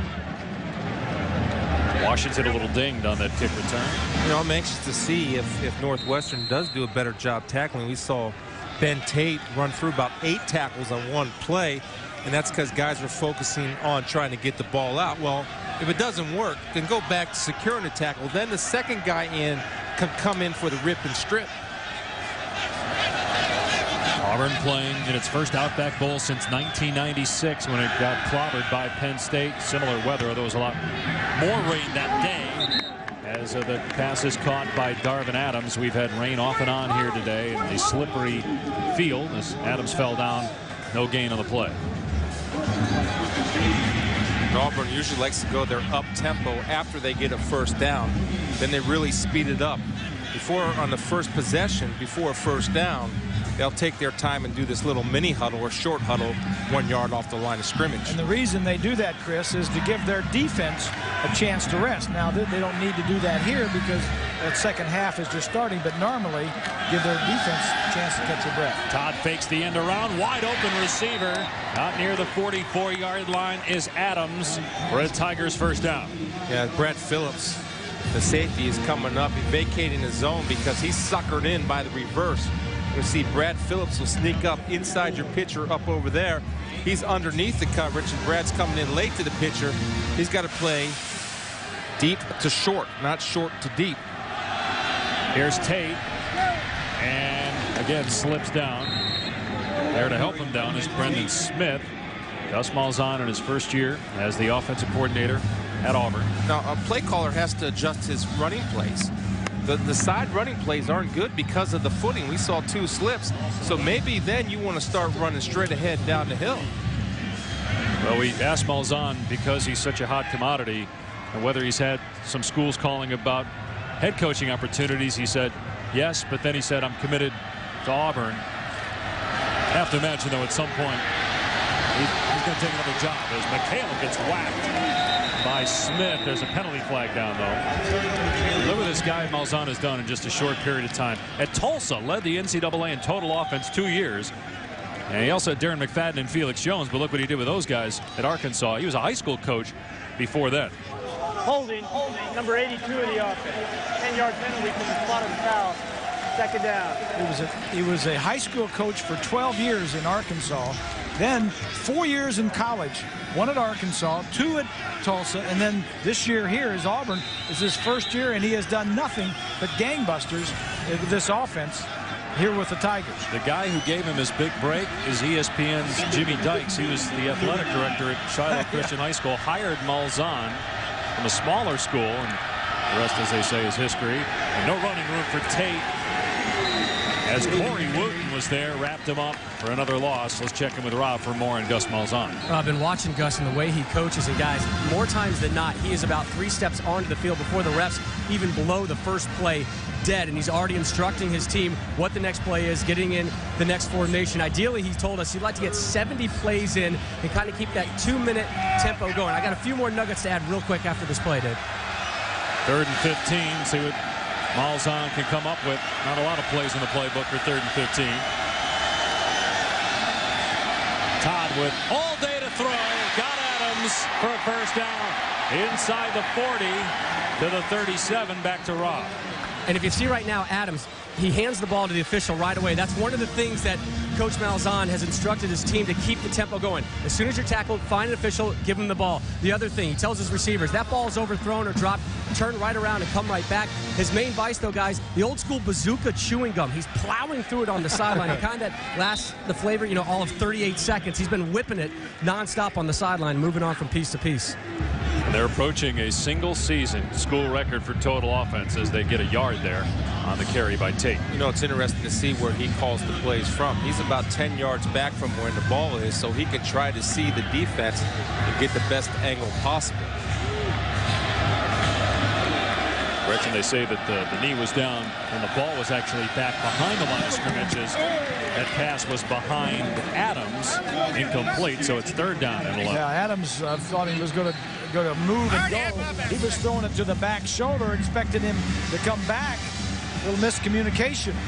You know what, and just to go back to Gus, I want to go to Gene Chizik. I mean, Gene Chizik does a great job of going out and firing and finding an impact offensive coordinator to come in, and he goes and gets Gus Malzahn. So that's a great job by Gene Chizik to go recruit the best to fit your system and what you want to do philosophically. And a lot of controversy surrounding Gene Chizik's hire. He was only 5-19 2 years as a head coach at Iowa State, but he's a former Auburn coordinator. As Todd throws downfield into traffic, and Adams comes up with it again at the 25-yard line. Good call. That's the same play. The other side, square in from the right side. They ran a square in from the left side. The last first down they picked up. You're going to see from the right side of your screen, it's going to be a square in about 15, 18 yards. Somebody right in his face. They did a nice job of getting rid of the ball. Man coverage. Adams does a good job of using that 6'3" frame like a basketball player, shielding the defender from making a play. Here's the end around to McCaleb trying to get away from Vince Brown. He does. And then run out of play by Quentin Davey. He did not get back to the line of scrimmage. Today on ABC at 4:30. It's the Rose Bowl game presented by City, Ohio State, and Oregon. Then on Thursday, January 7th at 8 Eastern on ABC, Texas, Alabama for the City BCS National Championship. Both games from Pasadena. Meanwhile, Burns in the game as the Wildcat quarterback. They'll hand it off to Tate, who gets drilled at the point of attack. Big hit by Ben Johnson and Brendan Smith. Better job of tackling, especially with Big Ben Tate, who ran through a bunch of tackles in the first half. Ben comes in there, does a good job of wrapping and securing the tackle first as opposed to going in for the strip. There's Mike Hinkwitz in his 2nd year as the defensive coordinator at Northwestern. Auburn already converting 3rd and 16 and 3rd and 11 on this drive. They got Burns throwing the football, and what an interception! One-handed pick by Brian Peters at the 1. Don't know if Todd is shaken up. He looks to be okay. Why have Burns throw the football here?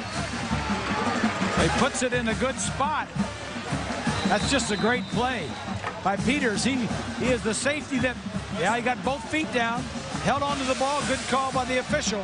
There's a reason Todd's your quarterback and not Burns. That's 2 interceptions by Burns in the game.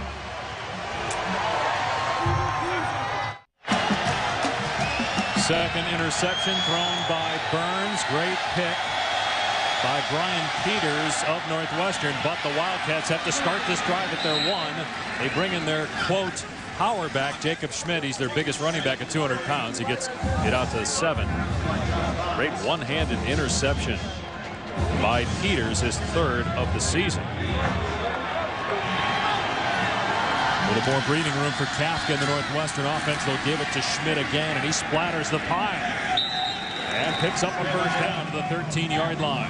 Boy, that's getting Pat Fitzgerald down on the sidelines after that running play. He started pumping his fist. And why? Because he loves the fact they're getting a little bit physical right now. And that's what he wants to see to get them out of that dangerous territory, backed up at the 1. And this is really not a physical offense because they don't run the ball that well. Again, the 35 pass attempts in the first half. That pass tipped at the line. Looked like Coleman got a hand on it. Incomplete. Coming up after us here on ESPN, college basketball featuring a pair of undefeated teams. West Virginia off to its best start since Jerry West was playing for the Mountaineers in the late 50s. And Purdue at 12-0, ranked 4th in the country. That's next on ESPN. Off to their best start since you were point guard. Since I was. I don't know how you guys are going to pull this off. How you're going to watch that, and Spielman's going to watch the Rose Bowl on ABC, which is at 4:30. Kafka's pass caught at the 19-yard line by Markshausen. It'll bring up 3rd down. Now, Auburn defensively and Ted Root have to pick a fine line. They're very aggressive in their man-to-man coverage, but also you have a 14-point lead, so you don't want to give up the big one, which obviously in man you're a little bit more vulnerable to do that as opposed to zone. 3rd down and 5 for Kafka and the Northwestern offense. Kafka's pass should have been intercepted and probably returned for a touchdown again. This one by Washington. Kafka lucky it's only 4th down. You just can't throw that ball. The coverage was so tight. The motion coming across, and Thorpe is there right on his back. You just can't throw that ball. Washington had a great break on the football, but as Northwestern offensively, get your man beaters going again. Your bunches and your crossing formations. You guys can't run away from their guys. Demos' punt just sticks in the mud and then takes a Northwestern hop inside the 45. Auburn football midway through the 3rd, a 2-touchdown Tiger lead. January 4th at your Lexus dealer and TD Ameritrade. Well, the teams are in Tampa this week. They headed to GameWorks to test their dancing ability.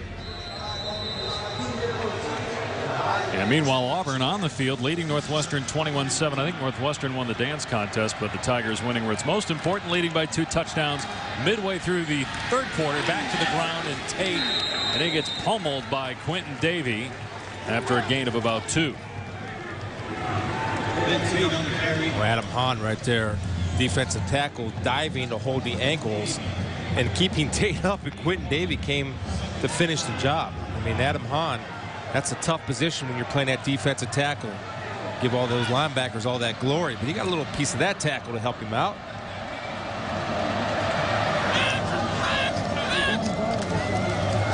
Todd pulls it back, looking to throw downfield. He's got it complete to Adams. Boy, Adams seems to be the guy that Todd looks to when he drops back to throw first. And nice play by Todd just to buy some time, fake. Somebody's in the pocket, so you step back. Adams is coming across the field. I love that route. Square in, crossing route. Just throw it around the linebackers. They can't catch. Back on the ground to Tate. And he gets maybe 2. Those are fighting words, Bob. Be careful. I got more career interceptions than you do. How many interceptions did you have? I'm not sure. Come on. Oh, come on. You know. Because you know those linebackers. You know the quarterbacks always know what linebackers can catch and which ones have those stone hands. I'm just glad Auburn's letting Todd throw the football this series. Yeah, Burns, who is the ghost on that play. And Todd in trouble. Hit from behind. Down he goes. Vince Brown with his 5th sack of the season. Well, it's a nice job of Todd holding on to the football. Vince Brown did the right thing where he's coming in with the big club. You watch Vince Brown come around the corner here, and Todd does a good job of protecting, not quitting. Watch the club coming late. Whew. That was a one-man route. They only had Carr deep down the field, so they wanted to take a shot, and if not, should have thrown the ball away or ran it. First sack today for Northwestern. Wildcats need something good to happen. Down 2 touchdowns as Todd goes deep for Adams. Can't come up with it. It's 4th down. Wildcats trying to end a 61-year drought. Their only bowl win, the 1949 Rose Bowl. This is their 8th bowl game ever. Pat Fitzgerald played in a couple. Played on New Year's Day back when he was a player in the Rose Bowl, and then the following year in the Citrus Bowl when he led Northwestern to 2 Big Ten titles. Brewer back to receive the punt. There's contact. No flag, though. Fair caught by Brewer just outside the 15-yard line. Contact with the punter Clinton Durst, but no penalty flag.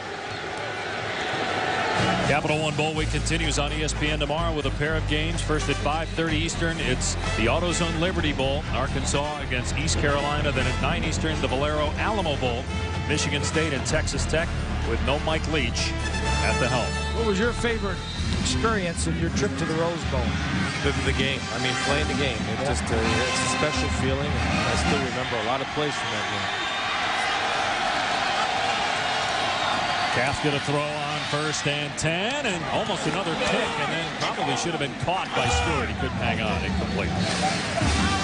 Let's see again the contact with Durst, and definitely contact by Jeremy Matthews. That's a 5-yarder. Yeah, but it still would have been 4th and 10. Northwestern with a 2nd and 10. Kafka on the rollout, in trouble. And he'll lose yardage. Taken down short of the 15-yard line by Gabe McKenzie. Northwestern's receivers are just getting swallowed up by the defensive backs for Auburn. They need to get some speed in there down the field. Brewer's got the best speed, so get him down the field and take a shot at him. Look at the starting field position. That doesn't help. And they're trying to move the pocket for Kafka, but that's not helping either. Average start in their last 4 drives at their 7-yard line. So they need some man beaters, though, boys. Auburn's just getting in your face, and there's nothing they can do. There's no safety deep right now. Now he's getting out of there. McFadden bothered by cramps back out there in the secondary for Auburn. Here's a deep throw, and it's only thrown and intercepted by Nico Thorpe, the 4th Auburn INT. Well, they were throwing it to Brewer, but when they do that and he's covered, Brewer's got to make sure that it's not intercepted.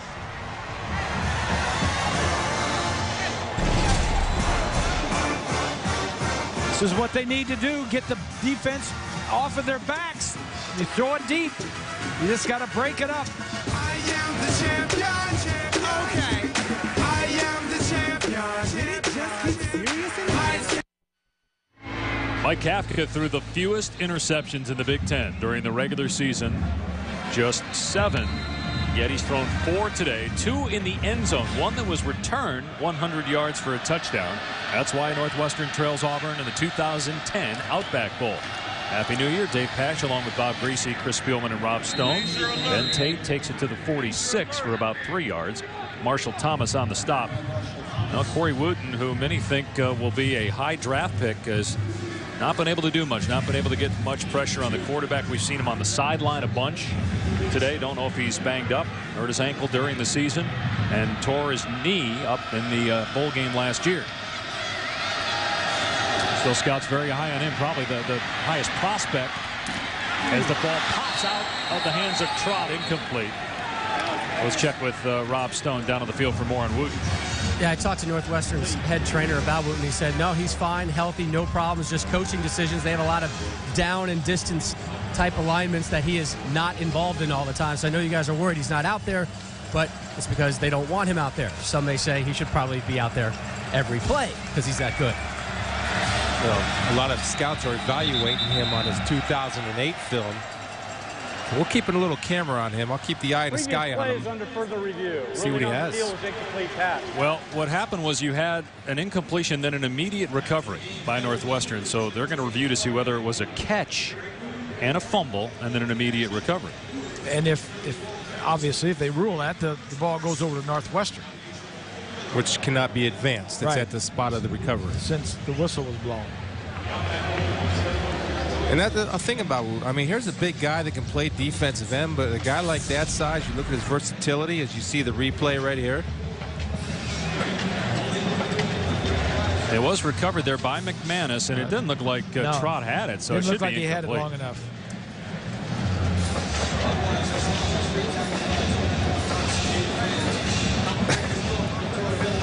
They're quick on the trigger on that replay today. Get it right. They want to make sure they get that right. But you guys think Trot had it here? Well, he's in the air. Never touched the ground. Then Nate Williams came in and poked it free. No. Ruling on the field is confirmed. Yeah. Incomplete pass. So it'll bring up 3rd down and 8. I was just talking about Corey Wooten with his size. You see the big lower body on him. He has the versatility to play inside in the NFL at the next level with some pass rush skill. Let's take a look at him and see what kind of burst and get off he has on the football. He's been relatively quiet, just throwing power rushes on guys. He's up here at the top of your screen. Think the field has anything to do with that? Yeah, he's going to play in wet fields in the NFL. So you're saying no? Todd rolling out, and he just throws it into the ground at the feet of Adams, so it's 4th down.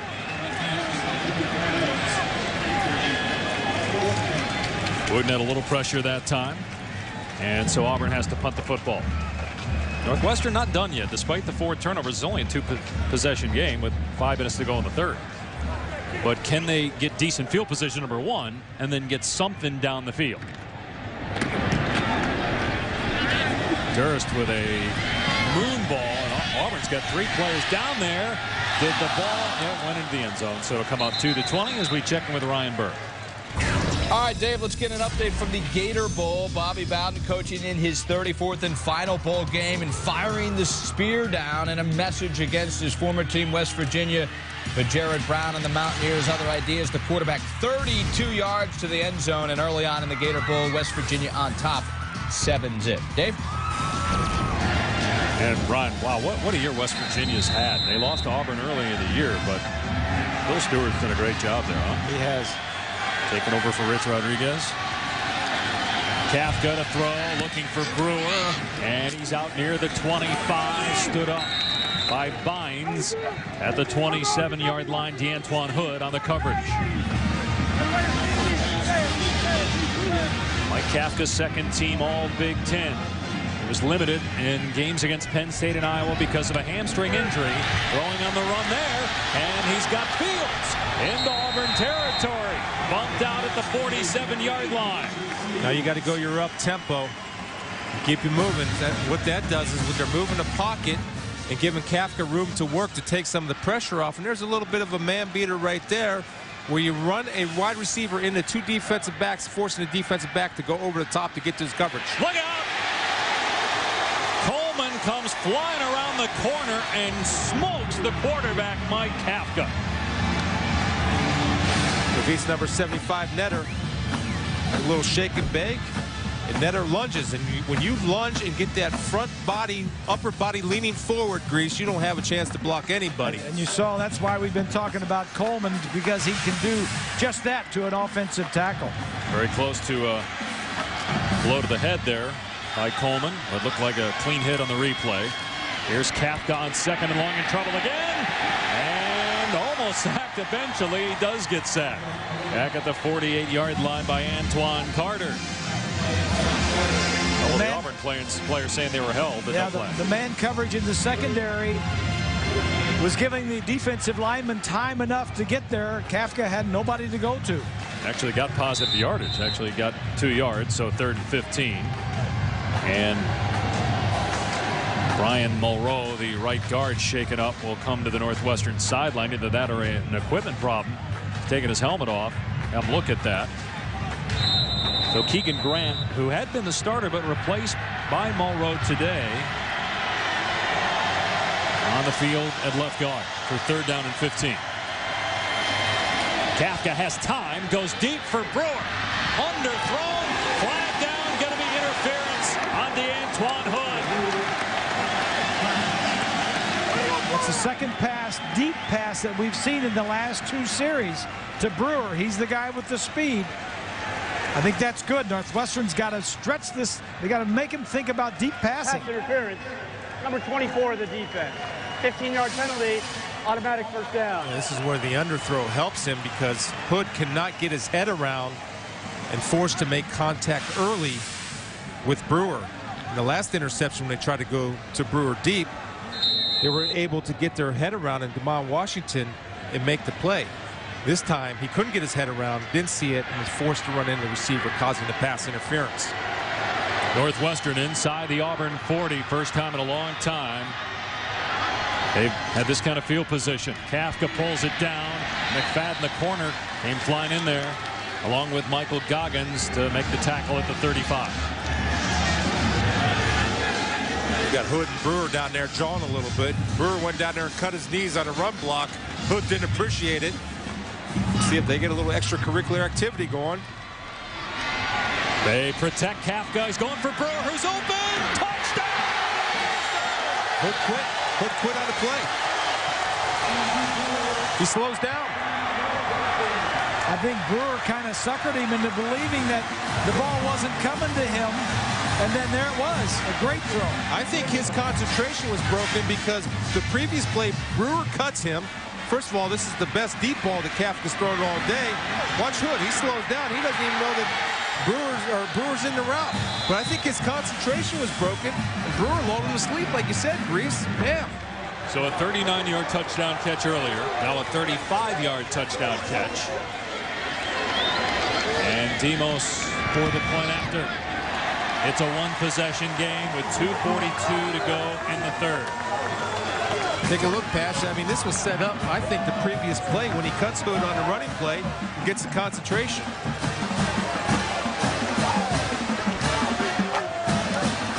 So Northwestern within 7 late in the third. How about this for Brewer? You talk about him being the only deep threat. 7 of his 9 touchdown catches have been 20 yards or more, including 2 30-plus yard touchdown grabs here today. And you got to hand it to Kafka to keep in the game. Don't get down. You've had 4 interceptions. One of them was returned 100 yards for a touchdown. That can affect the quarterback, but he knows the only chance that his team has is if he can bring him back. Let's check in with Rob Stone now down on the field.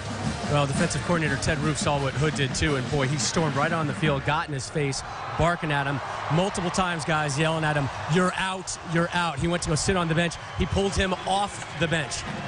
He is out.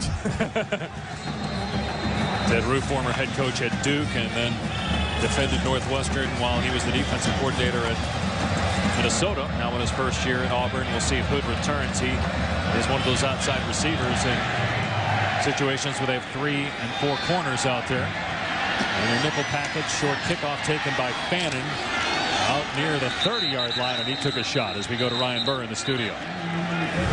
All right, Dave, just a reminder over on ABC right now, Capital One Bowl, Penn State and LSU. Now, we expected a shootout in our game. Weather conditions in Orlando not good. That game is scoreless right now. Real quagmire between Penn State and LSU. That game over on ABC. Dave? An hour and a half from here where the weather isn't great either. Yeah, the weather that moved through here is over there now.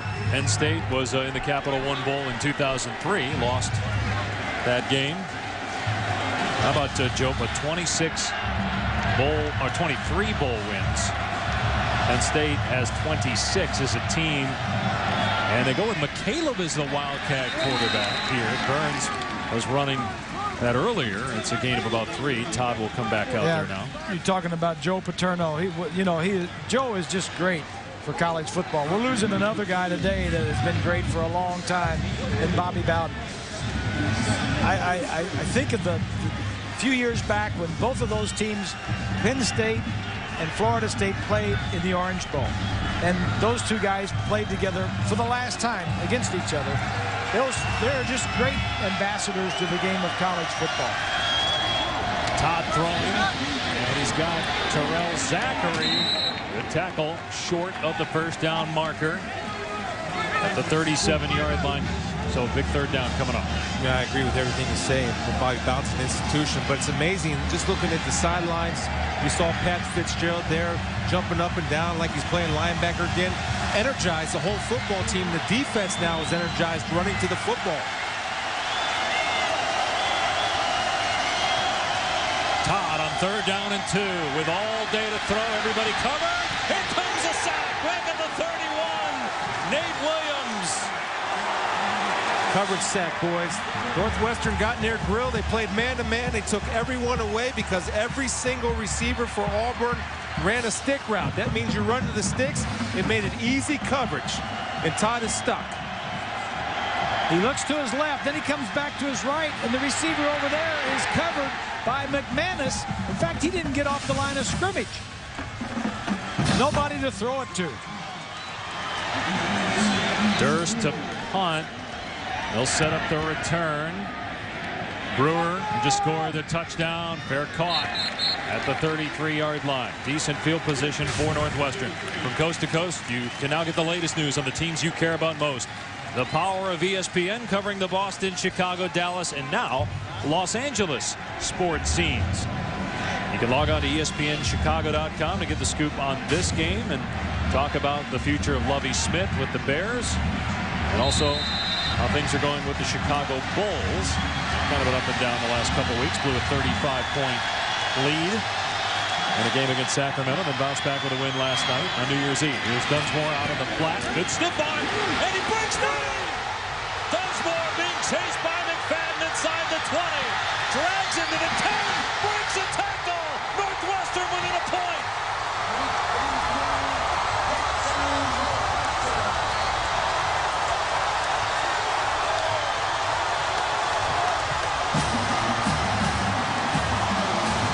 Play could have gone for a yard. Instead, it goes for 66 and a touchdown. McFadden's been shaken up all day, and he could not bring down Dunsmore there inside the 20-yard line.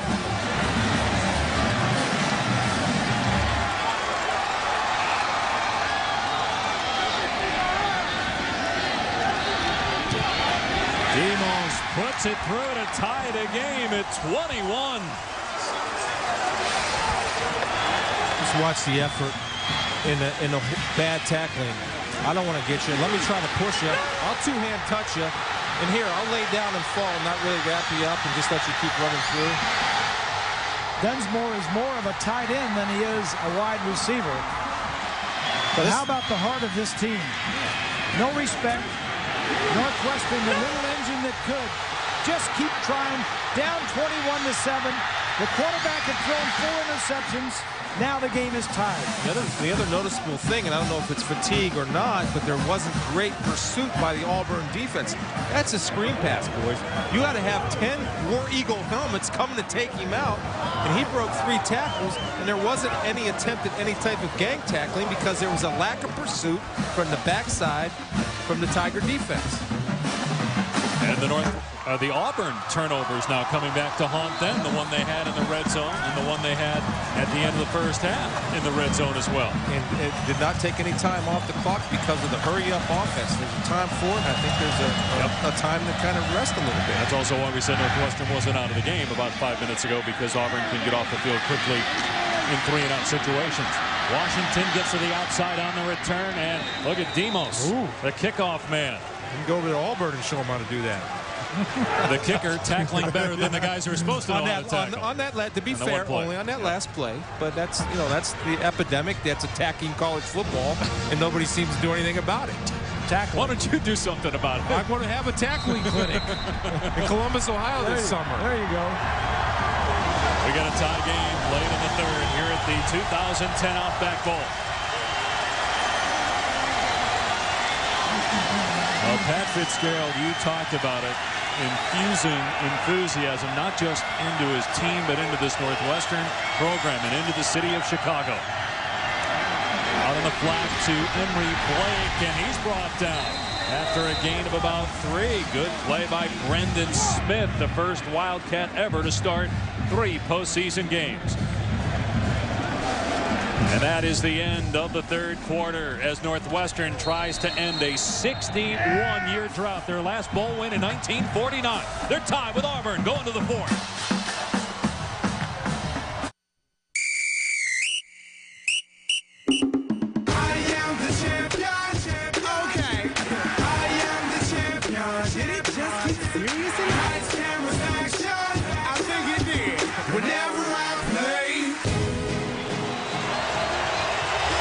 Happy New Year from Tampa. 4th quarter of the Outback Bowl, the first college football game of 2010. We're tied at 21. Auburn with a 2nd and 7 from its 38. Todd to Zachary, and he fumbled the ball. It's recovered by Auburn. Jay Wisner recovered it. Pat Fitzgerald in between quarters, trying to get his sideline and the Northwestern fans fired up. Going out to the field to meet his guys as opposed to his guys coming over there. The Northwestern bench was jumping in that last touchdown, and in between third quarter to fourth quarter, it was exciting. They bring Burns in the game at the quarterback position for 3rd down and short, and he gets stood up. It's going to be 4th down. Adam Hahn plugging the hole for the Wildcats. Nate Williams was there as well. Brendan Smith firing into the backfield. And right now Auburn's keeping its offense on the field for 4th down. It's penetration right there. Anytime you get that penetration, you have Quinton coming underneath, Quinn Davis coming underneath to make the play unblocked. They're going to punt. And guys, Zachary looked like he had the 1st down, and then he fumbled the ball. Yes, I agree. They covered it short of the 1st down marker. Now they got a punt. 4th and 1, almost got blocked. Good punt though. Brewer from his 10-yard line, and one of the gunners got him. Darvin Adams, first man downfield, takes him down. Let's check in with Rob Stone. Well, you guys were commenting about the energy on the Northwestern sideline. On the flip side, over at Auburn, the swagger is gone. Remember a couple of minutes ago I was talking about Ted Roof barking at Hood? Well, Ted Roof was downright nurturing after their last defensive stand, encouraging his players. Hey, guys, what happened? Happened. Time to move on. Hang together, stay together, take care of the ball. They're just trying to lift up the Tigers right now on the sideline. They're getting outmatched by the Wildcats. But they do have 3 interceptions in this game. Make that 4 interceptions on Kafka.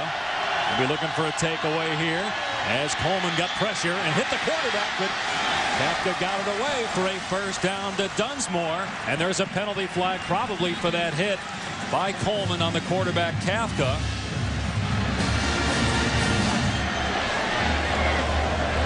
Roughing the passer, number 52 of the defense.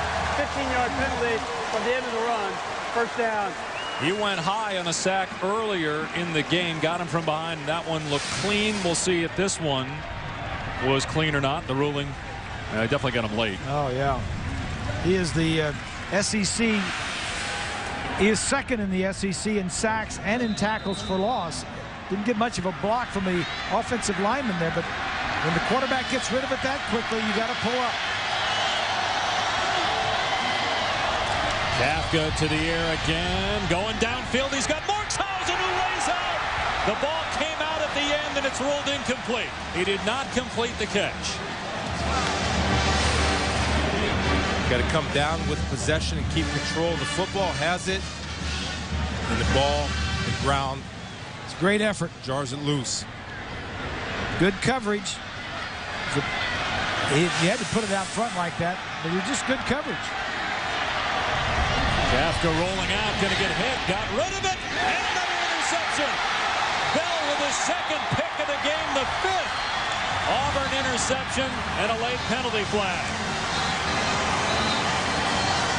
Vines got pressure on Kafka and forced the high throw. Let's see what the flag is, though. It was thrown during the run back. Good job of moving the pocket, but thrown across his body. Sometimes you got to go ahead and give it to the sidelines and let them see if a lineman can make a catch sitting on the bench. Personal foul, number 90 of Auburn. 15-yard penalty, 1st down. Boy, not a smart play by Nick Fairley. That's a killer, isn't it? You make a good play, you get an interception, you got to have good field position, and then you lose 15 yards. So when we come back, it will be Auburn football at its 40-yard line. 2 minutes gone by here in the 4th quarter. Mike Kafka has now thrown 5 interceptions in this game. Fitzgerald was just telling him, hey, forget about the interceptions. You're going to win this game for us. You're not going to win it for them. You're going to win it for us. Get back there and get ready to go. Tie game in the 4th quarter. Auburn has turned it over and punted on 4 other occasions here in their 5 second-half possessions. Northwestern just turned it over. Kafka throwing his 5th pick of the game. He threw 7 interceptions the entire regular season. Todd with a ton of time to throw for Auburn, goes short, and Adams makes the catch as he slips. Gain of about 5 at the 45-yard line. Nice job of Darvis Adams, who was originally about 15 yards down the field, seeing his quarterback in trouble, recognizing, working his way back to be an open target for Todd to hit on the scramble. Chris Todd has thrown the ball pretty well in this game. Here he is again on second down, another strike. Adams his favorite target, and forward progress will give Auburn a first down in Northwestern territory at the 48. Getting back to our original opening thought, both teams use a spread, both teams no huddle. One team runs to set up the pass, the other one's pass to set up the run. Auburn wants to run first, and that allows the quarterback not have to win the ball game for you. It's not the case with Kafka. Todd play fake. Here comes Davey. He's got Todd and sacks him.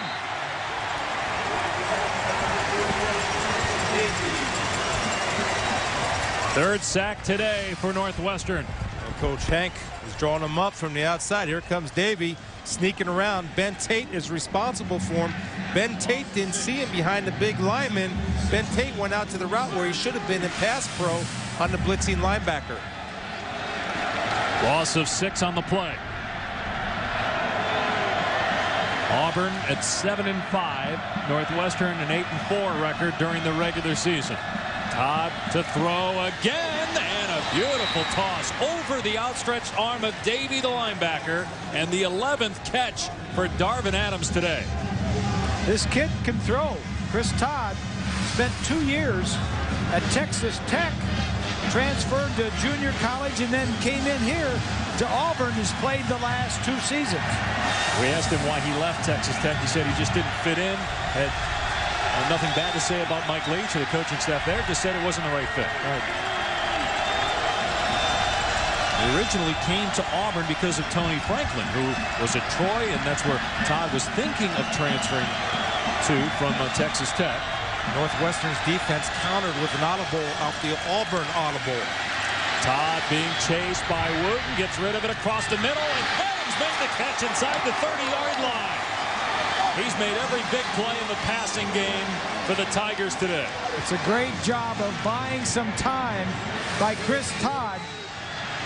Watch him as he's going to drift to the left as the pressure. He feels the pressure, keeps his eyes downfield. That's just a super play. Brian Peters had to play on the ball. He's got to go around and avoid the wide receiver to get a big call on the ball. Inside the 30-yard line now. Todd looking deep. He's got him in. Caught inside the 10 by Cody Burns. Stacked up. They'll give him forward progress to the 5. It's 1st and goal. The offensive line gave Todd plenty of time. Defensively, they're playing zone, so there's nobody running with these guys. Found him right open in the middle of the field. A new school record for Auburn, single season total yards. Here's Tate trying to get the corner. He does! Touchdown Auburn! Tigers back on top!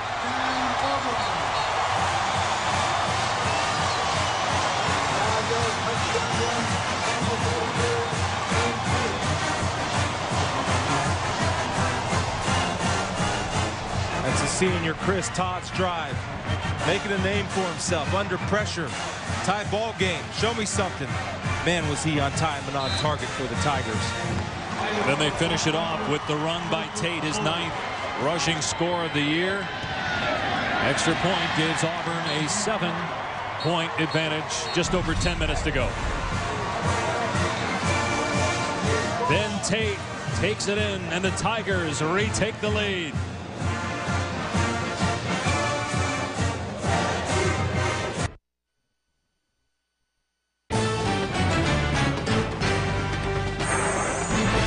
ESPN College Football, the Outback Bowl, is brought to you by the United States Marine Corps, the few, the proud, the Marines. Mazda's drive-off event, where you can sign off on the best deals and drives of the year. And Capital One, what's in your wallet?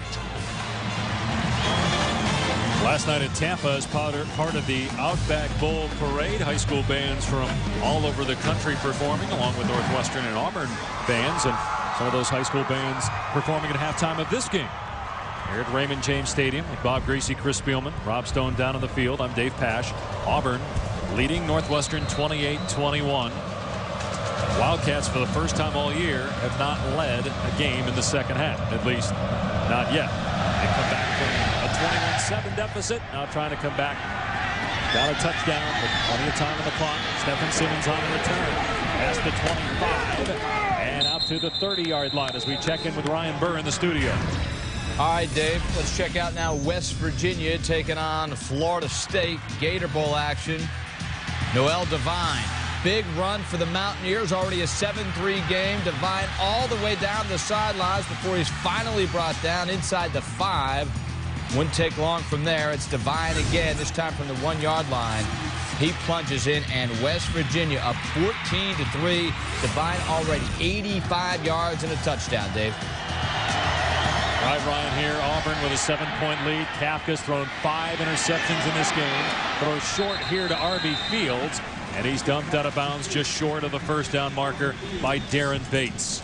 5 interceptions and 3 touchdown passes for his side. So they'll balance that out a little bit.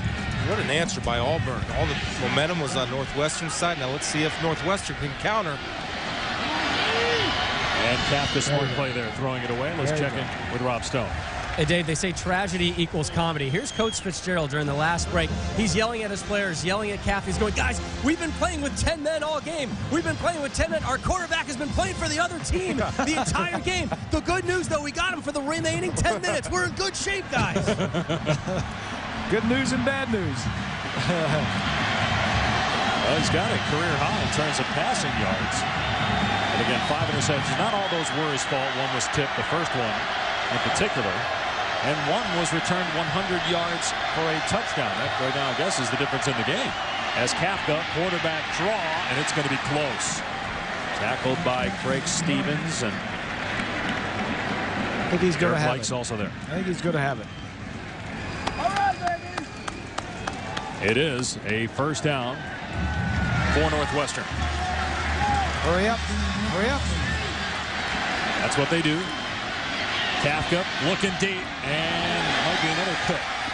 Out of bounds, incomplete, intended for Brewer. Well covered by Bell, who's already got 2 interceptions. Today at 4:30 on ABC, it's Ohio State and Oregon in the Rose Bowl game presented by Citi. Big Ten has lost 6 straight BCS games. Meanwhile, the SEC has won 5 straight BCS title games. It's the Citi BCS National Championship, pitting Alabama against Texas. Kafka finds Ebert over the middle, and it appears to be another Northwestern first down into Auburn territory. It's just interesting to watch the execution at the high tempo that both offenses are operating at. And Northwestern right now is doing a good job of pass pro, and it looks to me like there's a little bit of fatigue on the pass rushers from the Auburn side. 76 offensive play coming up for Northwestern. Kafka's thrown now 52 passes. He's got Dunsmore, who breaks one tackle and stumbles to the 42. He scored on a similar play in the third quarter, breaking tackles. Yeah, he couldn't break that one, though. It's Damon Washington. It's tough duty for Damon. I mean, Damon can match you for speed, but what Damon has to do when you tackle, you have to run through the tackler. You don't go to your knees. If you run through to him, you at least keep your strength with you. Kafka throws high, intended for Demetrius Fields. He was well covered by Nico Thorpe. So 3rd down and 4. Is Northwestern in 4-down territory yet, guys? Oh, yeah. This is too long for a field goal. With their offense, if they don't pick it up on this down, the bottom line is we have 2 downs to pick up 4 yards. And I think we can do that on one of the other downs. And their offense is good offense. I'm not sure about that because Auburn's going to run their 2-minute offense with 8 minutes to go with a 7-point lead. So you'd punt it if they don't pick it up here on 3rd down. Try to pin him deep. We'll see what happens on 3rd down. Kafka going for Brewer. There's contact. Brewer makes a great play, but a flag down. Flag down. We'll see who they get here.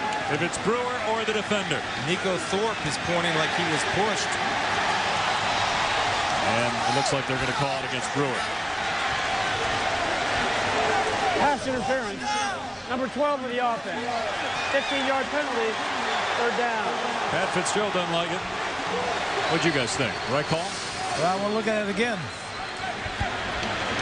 Both hand fighting right there. Yeah, he threw him down, kind of grabbed him and threw him to get to the ball.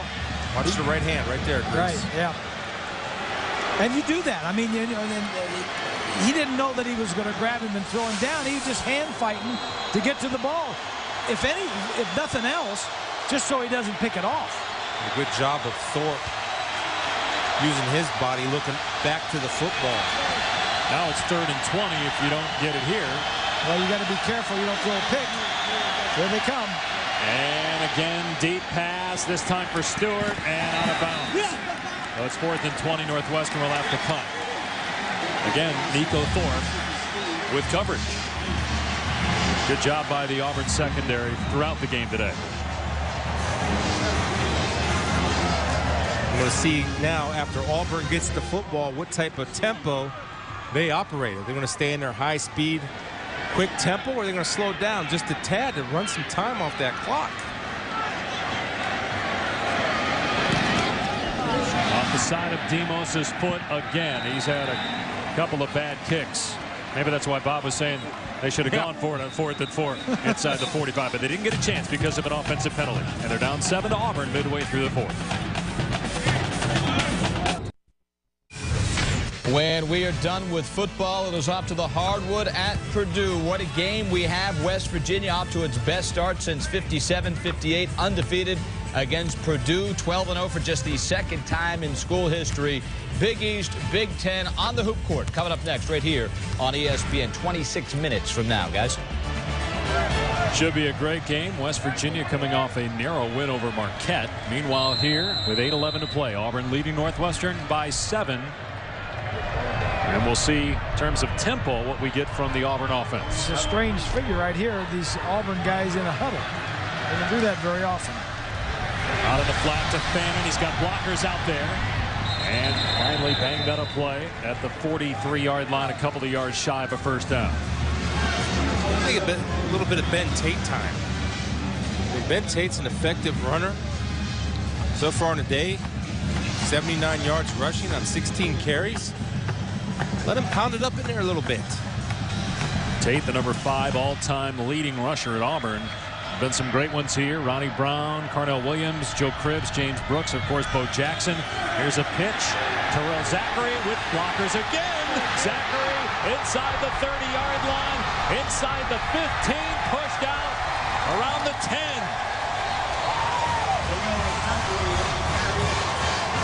Zachary had a long touchdown run against Alabama, and he almost went the distance here. The same play that he ran against Alabama. It was a fake to the wide guy, and then he coming back the other way. This is the exact play that they ran against Alabama. So 1st down and goal. Here's Tate. Tate to the end zone. Touchdown, Auburn. And another penalty flag for celebration. Selfish. Means they'll kick off from the 15. And there's plenty of time left. 7:32 to go. Let's see if Coach Chizik addresses it on the sidelines as Tate heads over. Yep, he grabs him. 10th touchdown of the season, 2nd today for Tate, but he's getting an earful right now from his coach. Pointing to the clock. What are you doing? Pointing to the other end of the field where we got to kick off from. Oh, Gene Chizik, a former player at Auburn, too, going mask to mask, face to face there with his player. Like the intensity and tenacity there of the head coach. The extra point good, back to a 2-possession game. That's 2 of them today. Either they don't get it or they don't care. McFadden called for a celebration on an interception, return for a touchdown. The bottom line is, right now, Auburn is in command, leading 35-21. Gus Malzahn's offense clicking the last couple of drives.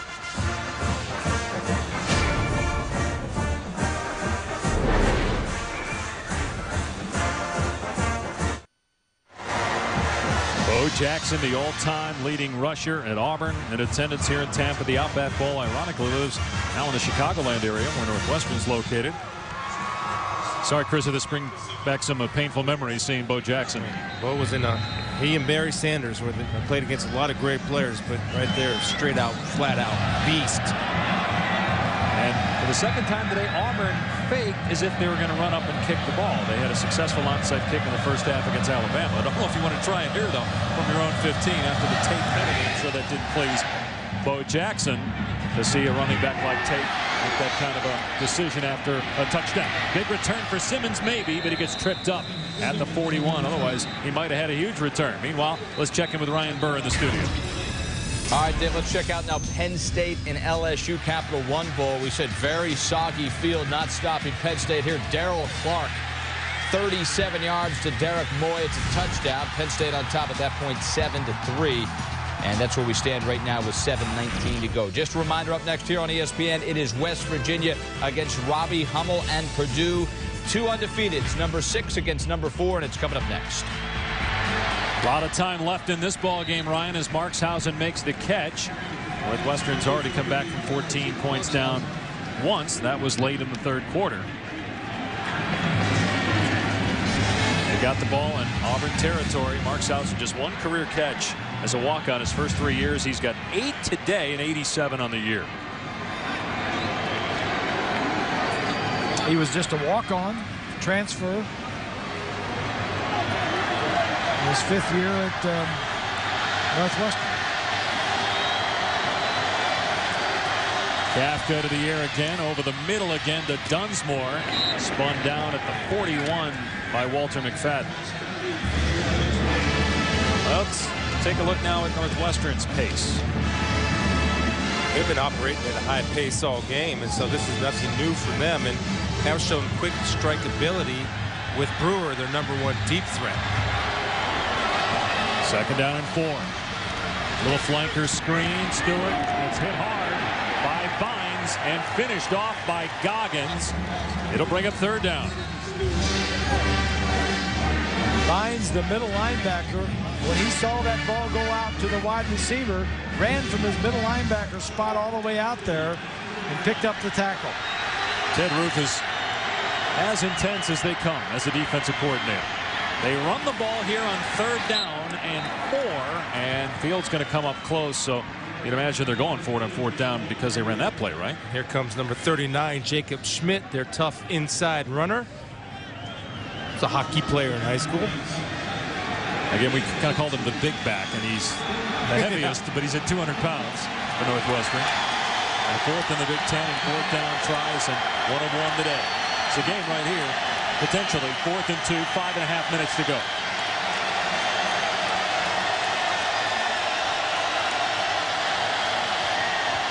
It'll be Schmidt, and he's got the 1st down. Good blocking on that left side by Mulrow, the left guard. Burkett, the center, Netter on the left side, the left tackle. They picked up a couple of big 4th downs. They got their motto, Hog Pride. Hog Pride won right there. Kafka with a fresh set of downs in trouble. Gets bumped by Coleman. Keeps his balance. And throws it away. And he got hit by Fairley, too, after he released the pass. Back up, back up.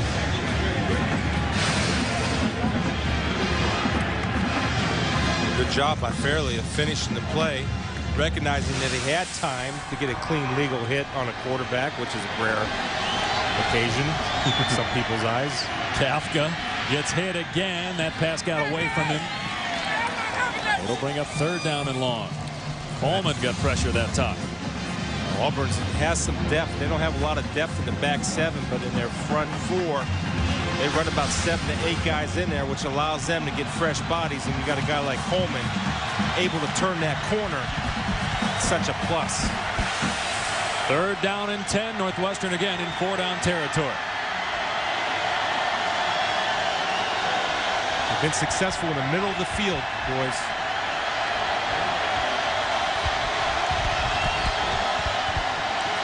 Here comes Coleman, and Kafka got out of there being chased by Fairley. And Kafka shakes 1 tackle and then stepped out of bounds at the 31. So he got 4. It'll bring up 4th down and about 6. Northwestern will go for it. That big fella, Fairley did a nice job of chasing him down the field. And when you see that mouth guard ready to pop out of there, you're tired. In fact, just disregard, throw it out, Fairley. That's what I did. Throw that mouth guard out. You don't need that. It's only your choppers. Timeout called by Northwestern. The Wildcats will have 2 remaining, down 14. Under 5 minutes to go. 4th and 6 coming up. Mike Kafka had 3 touchdowns, but 5 interceptions. That one there not his fault. Great pick off the hands of his Concannon, and then McFadden here takes this one all the way back for a touchdown. Late over the middle there, picked by Bell, and an underthrown deep pass Thorpe with the interception, and then Bell with his second INT and the 5th thrown by Kafka. You know, and the thing about this is he threw 5 interceptions today, and he only threw 7 interceptions in the 12 games previous to this year. So he's not a guy that puts it up. Kind of like Keenum for Houston, threw 6 picks yesterday in Houston's bowl game and during the regular season. Only threw 6. Struggled in the championship game, conference, and yesterday. Dunsmore's been big on this type of down and distance, running across the middle. He's right up here in the slot area as your number 2 receiver. Of course, you got Markshausen right there, who's the leading receiver on the year. With 8 catches today. And you have nobody deep in the middle of the field, so they've got everybody up, either rushing the passer or playing tight man-to-man. Here comes the blitz. Bynes coming up the middle. He's picked up. Kafka's pass is caught by Stewart for a first down. They shifted Schmidt into the backfield, and he picked up Josh Bynes so that his quarterback could make a play. Well, just like Chris and I were talking about, they played man-to-man, no help, slant route, picked up the first down. Fresh set of downs for Kafka, and there was contact between Dunsmore and McFadden. Kafka wanted a flag, and McFadden wanted his 3rd interception. It was just all timing right there. Dunsmore could not get around, and McFadden read his mail, meaning beating him to the route. Good job of chucking hands inside by McFadden. Eyes on quarterback. Kafka going to the end zone, and it's broken up, incomplete. Bell on the coverage. Brewer, the intended receiver. It's 3rd and 10. Bell had big eyes. He was going for his 3rd interception. And that's what the receiver should do. If the receiver doesn't catch it, make sure the defender doesn't. I'm going to maintain at the middle of the field, they've had some room in the middle of the field on crossing routes and digs. It looks like a little bit of a 2-deep zone look. Yes, yeah, zone look here. Kafka on 3rd and 10 has eaten. It's hammered at the 20-yard line by McFadden. He'll come up about 4 or 5 yards shy of a first down. Northwestern will go again on 4th down. See, it'll be interesting with Ted Roof. If he comes back with the blitz, they've been able to stick with him man-to-man most of the day. Let's see if they come back with the blitz. 4 fresh defensive linemen in the ball game for Auburn. And a timeout called. Auburn has 2 remaining. Gene Chizik wants to talk things over. We'll check in now with Ryan Bird. All right, Dave, let's check in on the Capital One Bowl. Last we saw West Virginia on top 14-3. The Seminoles have answered now. Jermaine Thomas gets the outside, gets the end zone. 14-10 now, 8 minutes here. Second quarter, that game over on ABC. Just a reminder, coming up next, it is Devin Ebanks and the undefeated West Virginia Mountaineers after the best start since 1957, taking on unbeaten Purdue. A couple of unbeatens coming up 12 minutes from now, Dave. 2 excellent basketball teams. Should be a good one on ESPN and over on ABC. As you mentioned, the Capital One Bowl, Penn State LSU, and Rose Bowl game presented by Citi at 4:30 Eastern, Ohio State and Oregon. 4th down and 5 for Northwestern, guys. What are you expecting to see from Kafka here? Well, I think you got to go and see what type of defense they're in and get a pre-snap look. And Auburn, to me, looks like they're getting up there and they're challenging. Now it'll be interesting to see if they blitz off their man look or they'll provide inside help from the linebackers on the inside routes. They're showing blitz, getting out of it. They'll rush 4. Here's Kafka over the middle. Markshausen caught it inside the 10. First down and goal, Northwestern. That's their third fourth down conversion on this drive. I like the call. It's a slant route, the same thing they converted the last time. Well, McFadden had help from Bynes, but Bynes was late coming over to Markshausen on the slant in the middle of the field. Kafka quickly to Markshausen, gets a block, and then ripped out of bounds inside the 3 by Darren Bates. It's second and goal. That's a nice play by Bates, and I'll tell you, Brewer did a good job of trying to spring him loose with the cut block down the field. Watch Brewer come in with the cut block right there, and on Bell and Bates coming, hustling, never quitting, making Northwestern use time on the clock, being down 2 scores. Valuable seconds. Got time for that quarterback draw, Grease. Yeah. Haven't seen it in a while. They go empty again. Now they shift Schmidt into the backfield, expecting an Auburn blitz. Kafka on the keeper, plowing his way to the goal line. No signal yet. Touchdown! Late signal. Northwestern's got it down to 1 possession.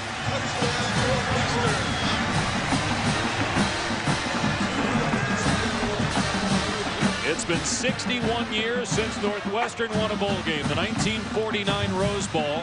Auburn's used to playing in bowl games. Wildcats are not done yet here. Just good effort. And remember, this drive was set up because of Ben Tate imitating a basketball player, saying 1, 2 through me. Ruling on the field, a touchdown. And they were able to get the kickoff back to the 41-yard line for great field position. Yep. And that's why Gene Chizik should be upset. And that's twice that happened in this game. And he certainly was. He stopped Tate over on the far sideline as they were reviewing this play on the Tate touchdown to give him an earful about that celebration. Let's see where the ball is when the knee went down. It's very hard to tell. There's no way you can tell, so it's going to stand. The guys that make the calls on these, whether it's a touchdown or not, are the linesmen, the one that's looking straight down this line. Again, how can you tell where the ball is? Now, that's why it delayed him. This one may from behind. Scrum. That's rugby scrum. Yeah. I was checking that out on ESPNU. The rugby scrums, rugby games. You like that game? I loved it, man. And this looks like the scrum. You see the big offensive lineman. Bartell's coming in there and pushing his guy in there, scrum-like. Whatever that means. I got to bed early last night. After further review, the ruling on the field stands. Touchdown. Yeah, there's no way they can overturn that. You can't see the ball, and you can't see really the knee of Kafka. I got to bed early last night, New Year's Eve, but I hear you guys were out partying. Oh, yeah. Huh? Especially Spiels. He's kind of a wild guy. Yeah. Yeah, Chris was staying up watching Gladiator films all night. Demos for the point after. And it's blocked! What a huge play by the Tigers, blocking the extra point. Let's see who gets it. Rarely, it should never be blocked from the outside. If it's blocked from the outside, then the snap is slow, and the exchange is slow.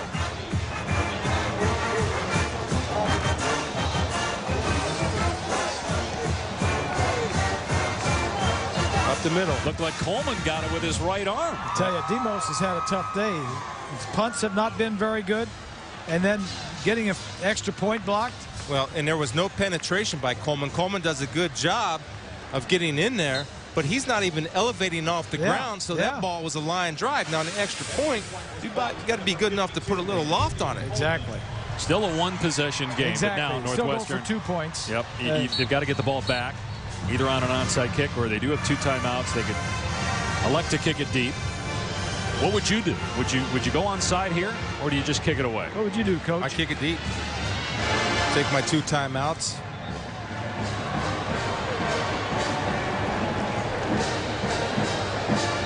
Now, Demos has had a couple of field goals blocked this year. He's had an extra point blocked this game. He's had a couple of punts that have gone off of his foot out of bounds, short distances, and missed a 48-yarder. Here's an onside kick try, and an easy one for Burns. Went up high to get it at the 44-yard line. We'll see if Auburn keeps it on the ground here with 3:19 to go and Northwestern with 2 timeouts remaining, or if the Tigers take some chances. The only reason why I would kick it deep is I would try to create some type of field position. Obviously, you're going to forfeit some type of time, but if you kick it deep, you have a chance to get some type of field position created. Yeah, but the other thinking is we haven't stopped those guys. You can go either way, yeah. Yeah. The other thing is we haven't stopped them much. They've all this yardage. So let's try and get the ball back. That Burns in at quarterback from the Wildcat formation.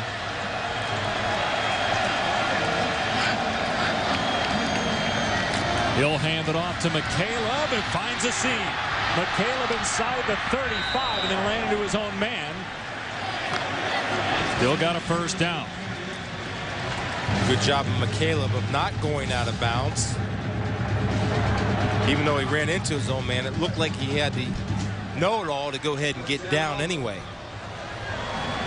Good bright future for that young man at running back with his quicks. A little burst, shake and bake.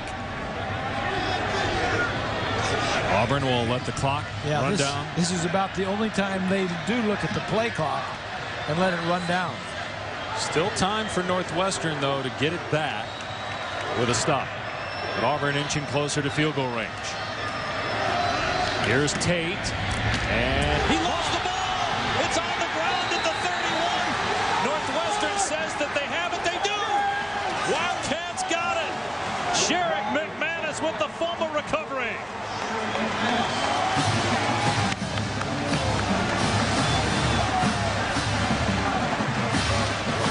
Wow. Brad Phillips. Yeah. Brad Phillips. And McManus definitely in bounds. Recovers the fumble. What is that, the 8th turnover? Five interceptions for one side and 2 interceptions and a fumble for the other. Northwestern ball, 2:37 to go. Here's Stewart on the catch. And he's out to the 40-yard line. Tackled by Nico Thorpe, about a yard short of the first down marker. Just Phillips hit the ball perfectly, because to me, Tate had good coverage of that football. The points were covered. It was tucked in. Just one of those deals. Second and short, they'll run it, and Schmidt picks up the first down and more. All the way to midfield. That'll stop the clock as they reset the chains. Still plenty of time, and Northwestern's got 2 timeouts left. They didn't expect him to run when you've thrown 40. When you've thrown 66 passes today, they don't think you're going to run in this situation. Here's pass number 67, Kafka to Brewer, and it's another Northwestern first down to the 40.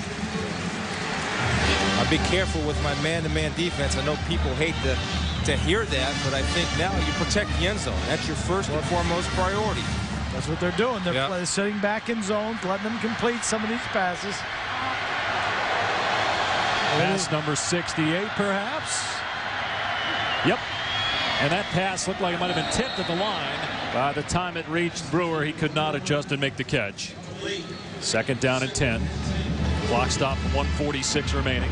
Northwestern needs a touchdown and a successful 2-point play. This is where the Auburn defensive line, those boys got to dig deep. They're working hard. Doing that pass rush, and that's exhausting. This is where you got to find out and make a play. Dig deep. Go where the opponent's unwilling or unable to go. Kafka slides up in the pocket, and McFadden broke up the pass intended for Ebert. McFadden already with 2 interceptions in the game, including 1 for a touchdown. Yeah, McFadden just too quick. He beat Ebert to the ball. He saw the ball coming, and he just reacted quicker. Look at him. Got that IV in him, not cramping up. He's got a much better break on the football. They're going to keep Schmidt in the backfield for 3rd and 10. Got a 2-deep look here, whether it's man or zone. Playing zone. And Kafka has a receiver open. Stewart wrestled down at the 33, about 3 yards short of a first down. Another 4th down. Northwestern will call timeout. They had 3 4th down conversions on their last scoring drive. So we got a timeout, 1:31 to go. Let's check in now with Dave O'Brien for a preview of that great college basketball game coming up, West Virginia and Purdue. All right, Dave, looking forward to hearing your call on that game. There should be a good one coming up next. We've got a great one here You see both teams perfect on the year. The last time West Virginia was 11-0, some 50 years ago, and Jerry West was there. Second best start ever for Purdue's men's basketball team. Here, Northwestern with a 4th and 3. What are you expecting here? Well, the last couple of times they've been in the situation, they threw slants. Now, you might throw a fade up the field because you got tight coverage. There's your bump. There's your man beater formation. Little bunch. Here comes the blitz. 100th play of the day. Kafka in trouble. Flag down. This is going to go against Fairley. They had Kafka sacked. All Fairley had to do was make a legal tackle.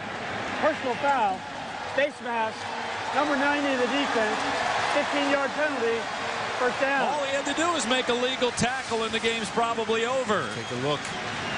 Kafka, everybody was covered. Just bring him down. Oh, boy. Wow. Yeah. Boy, in fairness, you know, that's easier said than done because you're reaching and trying to get the guy. That's certainly 295. Yeah. It's a big, tall, long-arm guy. You get all excited. You just try to get him any way you can. It certainly wasn't intentional. That was an effort penalty. It's a bad penalty, but it was an effort. Northwestern with a minute 20 remaining. 1 timeout left. Kafka going end zone. Stored wide open. He hung on. Touchdown, Northwestern.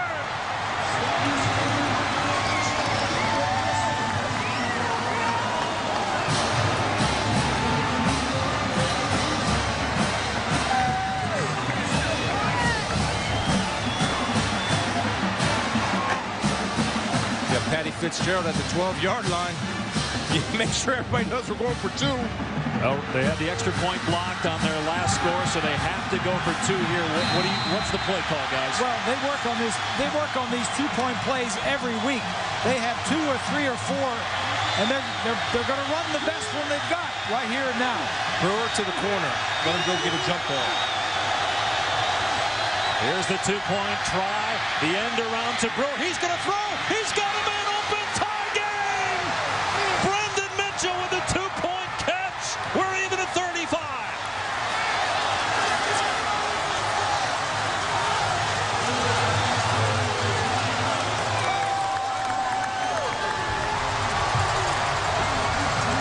Brewer, the former quarterback, hits Brendan Mitchell, only his 5th catch of the year. They didn't take a timeout. They flip it back to Brewer. You say he was a high school quarterback. He throws it well. They didn't take a timeout. They didn't come to the sideline. They knew they were going to run this play. This is their 2-point play, and they're going to run it. And he was wide open. Let's go back to the touchdown pass. How about Mike Kafka bouncing back from 5 interceptions to throw his 4th touchdown pass of the day? Well, here's the bunch coverage right there, and you had Nico Thorpe confused a little bit, taking the underneath guy. Then you had Craig Stevens, a linebacker, leaving him in the safety on an island. There was a broken down piece of that coverage because Stewart can't be that wide open down the middle of the field. What do you think about playing too deep down inside the 15, 10-yard line? Yeah, I do, playing off a little bit. You got to play off a little bit so you avoid that. That's why we circled the bunch route because of that, so that exact scenario doesn't happen. So offensively, I want to occupy the guys up short, the corner, and get somebody in the deep corner of the end zone. That's exactly what they did. Upper right-hand corner of your screen is the score of the West Virginia-Purdue basketball game, which is now underway. Guys, there's a ton of time left for Auburn. 1:15 to go, 2 timeouts. Oh, that's nothing for them. That's average. Meanwhile, Kafka on his 71st pass attempt. Hits Stewart for a touchdown. Here's Devon Washington on the return. And a good one across the 35. Across the 45. And out near midfield, and he fumbled it. Loose ball at the 50-yard line. Northwestern's got it. Jordan Maben came up with the fumble recovery. The Northwestern sideline is going crazy. The players jumping up as if they've already won the ball game. Take a look. That comes out. Yeah. That's just extra effort. And again, Devon Washington isn't used to carrying the football. Wow. Great strip by David Wabusi, freshman from Houston, Texas. And Maben with a recovery. Let's see if his knee is down before the ball's out. He's fighting, doing everything he can for his team. That ball's out to me before the knee is down, or at least, in my opinion, not enough evidence to overturn it. Now Auburn can challenge it if they want. Also, obviously, you can have a review from the booth. That's bang bang right there, boys. Auburn is challenging the ruling on the field. Each team gets one challenge in college football, but you have to use a timeout there. And if you miss the challenge, you lose the timeout. So you can only stop it one more time. You don't have to do that because it's going to be reviewed anyway. So you didn't have to challenge it. Auburn fumbling on its last 2 plays. Let's take a look and see if you can see if his knee is down. And you see Washington fighting for everything he can for his teammates. Well, Booth's nice job of recognition. Looks like it's out. Stripping. Again, looking for the knees. Yeah, it looks like it's out. Certainly. Has to be indisputable video evidence to overturn the ruling on the field. That's bang bang. After further review, the ruling on the field is confirmed. Fumble occurred before the runner was down. And here's Northwestern twice today coming back from 14 points down, trying to win a bowl game for the first time in 61 years. The 1949 Rose Bowl, their only bowl win in school history against an Auburn team that's played now in 35 bowl games, and Northwestern has a shot to win it in regulation. And Mike Kafka playing his last game for the Northwestern Wildcats. Markshausen's his last game. Brewer, his last game. And maybe their last drive right here. One timeout left for Northwestern. Auburn loses the timeout on the failed challenge. Low snap. Kafka looking downfield, now throws short. He's got Brewer. And Brewer tackled at the 40. Keep in mind the field goal kicker Stephen Demos has missed a 48-yard field goal today and had an extra point blocked. And he had a couple of shanks on the punts. He punts and kicks the field goals. Here's Fields to the outside, tripped up. Good play by Thorpe at the 34-yard line. Clock stop with 39 seconds left. On the first down, they'll start the clock on the ready for play.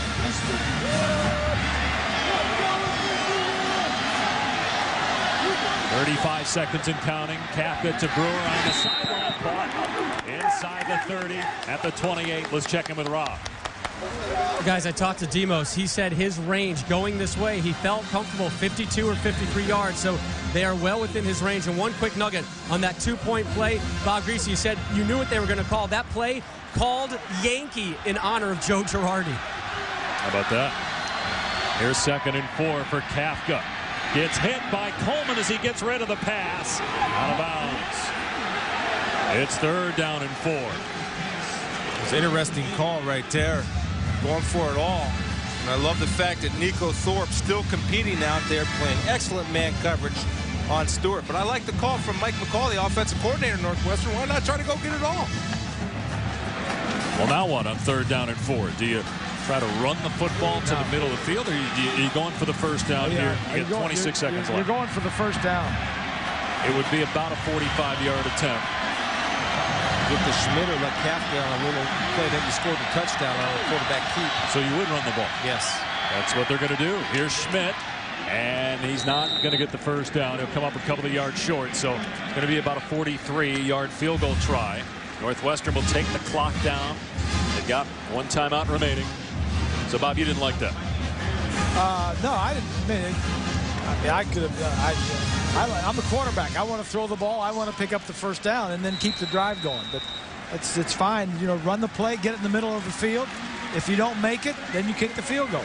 Well, if my quarterback didn't throw 5 interceptions today, then maybe I might throw it. But again, remember, I don't know how much confidence he has. He's played much better. Yeah. But he's had a couple near misses here, too. Yeah, but he's thrown a bunch of them out of bounds. He's settled down. He's all right now. I agree. How about 74 pass attempts by Mike Kafka as Demos gets ready to try to win the game in regulation for Northwestern. He has missed 6 field goals this year, including a 48-yard try. His long in the season is 49. And it looks like it's going to be a 43-yard field goal, depending on where they spot it. And there's a little bit of wind that he's kicking into. Remember, the last extra point that he kicked was low. That's got to be in his mind. Yes, sir. And it's got to be in the Auburn defensive front mind. Tell me, he kicks him low. Make sure you get your hands up. Demos to win it for Northwestern. Auburn going to use its final timeout, though. Make them think about it a little bit more. What a game we've had on New Year's Day to kick off the 2010 college football season. Rose Bowl game presented by Citi on ABC at 4:30. We've had 70 points scored here, 8 turnovers, over 1,000 yards, and 29 points off of turnovers. Well, that's what if I'm Gene Chizik over there, I got to remind my guys, look, we blocked one. He'll kick it low. Grease made the great point that kickers, that's got to be in his head a little bit, the fact that he just kicked one in the rear end of his offensive line to get it blocked. Now, you got to tell those guys, get that penetration, hands up, and you got a shot. Stephen Demos, a junior from Scottsdale, Arizona, trying to win the game for Northwestern from 44 yards away.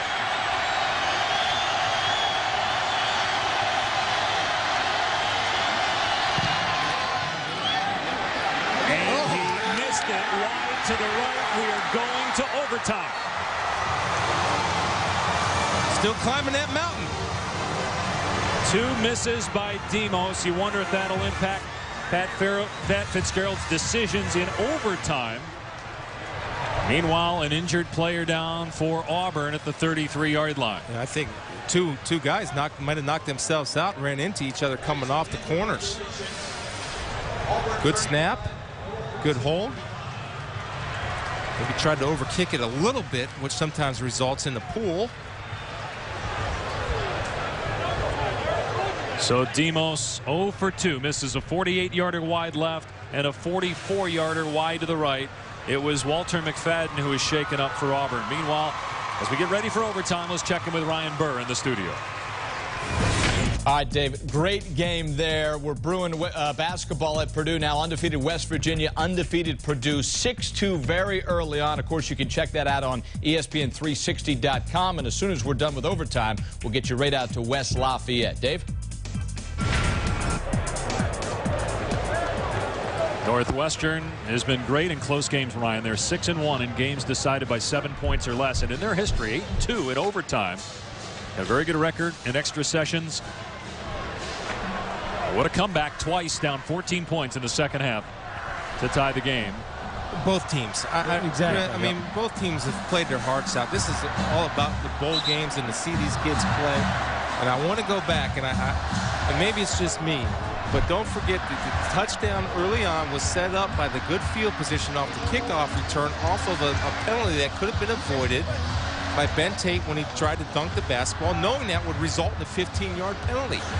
Then you had the penalty by Farley that kept the drive alive. That was unintentional face mask. He's just trying to make a play for his guys. That was on 4th down. Yeah. And that would have been ball game. Yeah.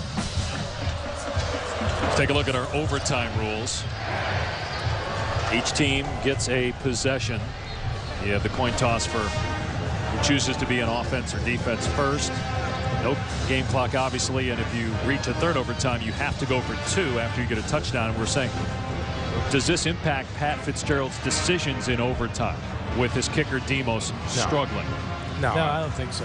Okay. I think this. I was sitting up here watching this game. It speaks volumes for the 2 head coaches, what they've done with their programs. Gene Chizik in his first year at Auburn, getting a staff together and getting the players together. Cody Burns, earlier in the year, he was fighting for the quarterback job and didn't get it, and spoke to the team and said, hey, listen, I don't want this to be a divisive thing. I want this to pull us together. I'm going to play. I got beat out at quarterback. I'm going to go and help the team win. And then on the other side, Pat Fitzgerald, what a great job he has done bringing these guys back. Hey, guys, this is review. That's a heads. That's a tail. It's going to be your choice and your call. Tail. It is tail. You win the toss. Defense. We're going to choose defense, which end of the field we call. Northwestern has won the toss and chose to play defense. We will play at that end of the field. Good luck, guys. Here we go. So Northwestern winning the toss, and this way they'll know what they're faced with when they get an opportunity. Chris Todd has played well for Auburn throwing the football. Meanwhile, a couple fumbles by Auburn the last 2 times they've had the ball. Now, when you're playing at home, in a home game, you always want to go to the loudest end of the stadium. Now, I look down here to the right, and it looks like there's more purple down there than there is orange and blue. So it looks like it might be good for Northwestern to be at that end of the So why did Auburn choose that side of it then? I don't understand. Why do they choose the other side? I don't understand that. Maybe they're counting, I don't know, second overtime. I don't know. What's the odds of a second overtime? Because you look at the other end zone and it's all orange and blue. Well, you know, I would like to see Auburn give Ben Tate the football because he's starting to get a little bit of a momentum going, and he's run good the last 2 times. Plus, he fumbled. He's your senior. Give him the rock and let him make amends for his mistake of fumbling the ball 2 series ago. Yeah. First down at the 25. Start of overtime here in the 2010 Outback Bowl. Todd pulls it down. Looking deep. And well overthrown. Intended for Zachary. Here's Rob Stone. Well, Dave, one reason, guys, that they may have decided to go in this direction, the wind will be at their back. You've seen how many challenges the wind has presented with the kicking game and even the passing game throughout the day. So maybe Auburn trying to take that factor out of the equation. Well, Demos missed the field goal going the other way into the wind a little bit at the end of regulation for Northwestern. Each team gets a timeout here in overtime. 2nd and 10 for the Tigers. Let's see if the audible by Northwestern will counter the audible made by Auburn's offense. And it's a handoff to Tate. He's to the outside. Inside the 15 and reaches the 10-yard line. Good play there by Todd. What was that? A backdoor?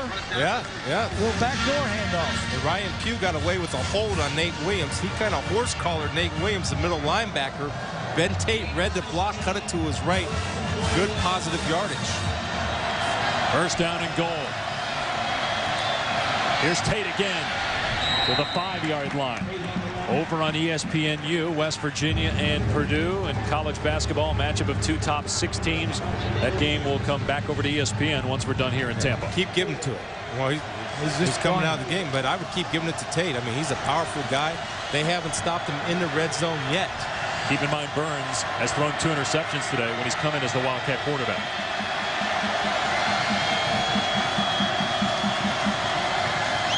Here Burns is going to run. And it's hit at the 4-yard line. He was tripped up initially by Williams, cleaned up by Sherrick McManus. It brings up 3rd and goal. They'll bring Todd back in. You got Tommy Trott out here at 6'5", which is always a benefit for the red zone receiver. Adams up top. Big day so far.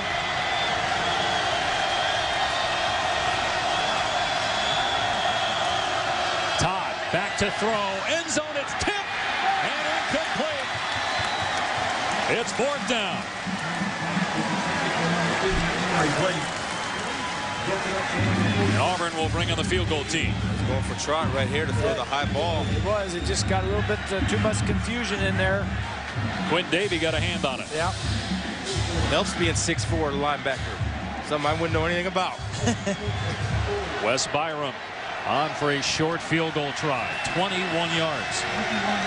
Give Auburn the lead. Northwestern will have a possession.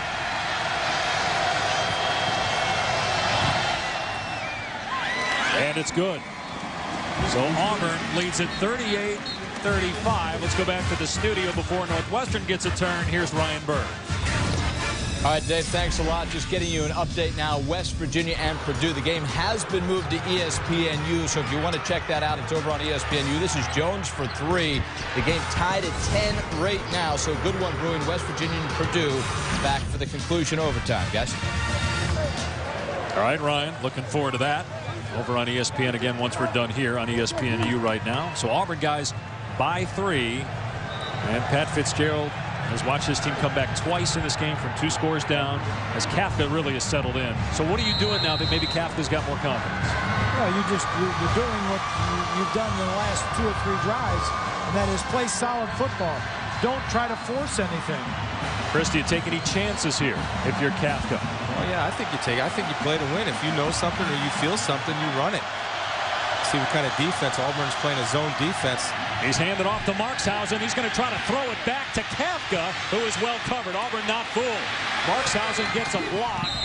And he's pushed out of bounds at the 21. Well, they're going to take a chance there. They're going for the win. That's a man beater. And that was good discipline by Ted Room's defense. Being in a zone coverage helped them defend that play. If that was man coverage, nobody ever accounts for the quarterback. And they were expecting man. I guarantee you, Pat Fitzgerald was expecting man coverage.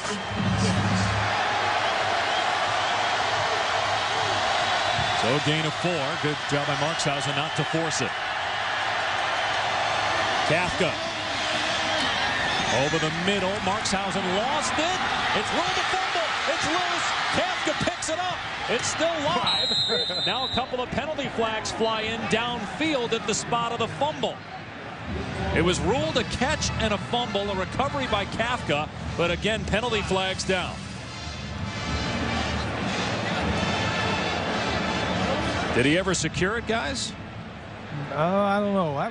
That's a tough one. And let's see what the penalty is. I don't know if they're going to get somebody for late hit, because it was thrown back by Markshausen. The flags, to me, I don't know if he had complete possession of that football.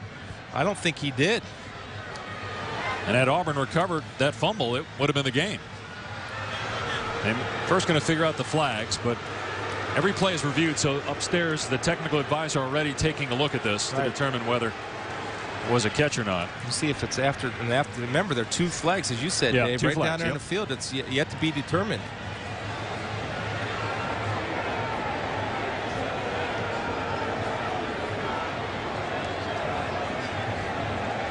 Again, the rule on the field, the ruling of the field initially was a catch and a fumble. Now, one of the officials may have had a better look and said, I think it's incomplete, and so they may change the ruling. But again, they got to figure out what the flags are first. 2 flags thrown in the same area by 2 different officials.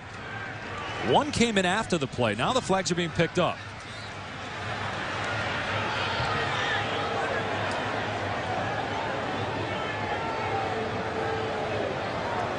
Illegal bat, number 17 of Auburn. That penalty will be enforced half the distance from the previous spot. It'll be first down on the 11. Wow, how about that call, guys? So it's ruled a catch, a fumble, and an illegal bat of the ball by Auburn. So it's a first down for Northwestern. Josh Bynes, and in other words, he bats the ball forward. But they are reviewing the previous play, guys. Further reviewing the previous play to see whether this indeed was a catch. So it might all be for naught. For an incomplete pass. Now we see Josh Bynes will come in here. Markshausen goes for now. Oh, that's on Thorpe. Nico Thorpe coming in. Yeah, it was Thorpe. Well, that's a Bynes. I don't know if he's going for the football and he just misses. I mean, he's making a great effort to get to the football. No, he looks like he bats it. Let's take a look. Knocks it away. Yeah, it looks like he knocked it away. Why not just dive on it, though?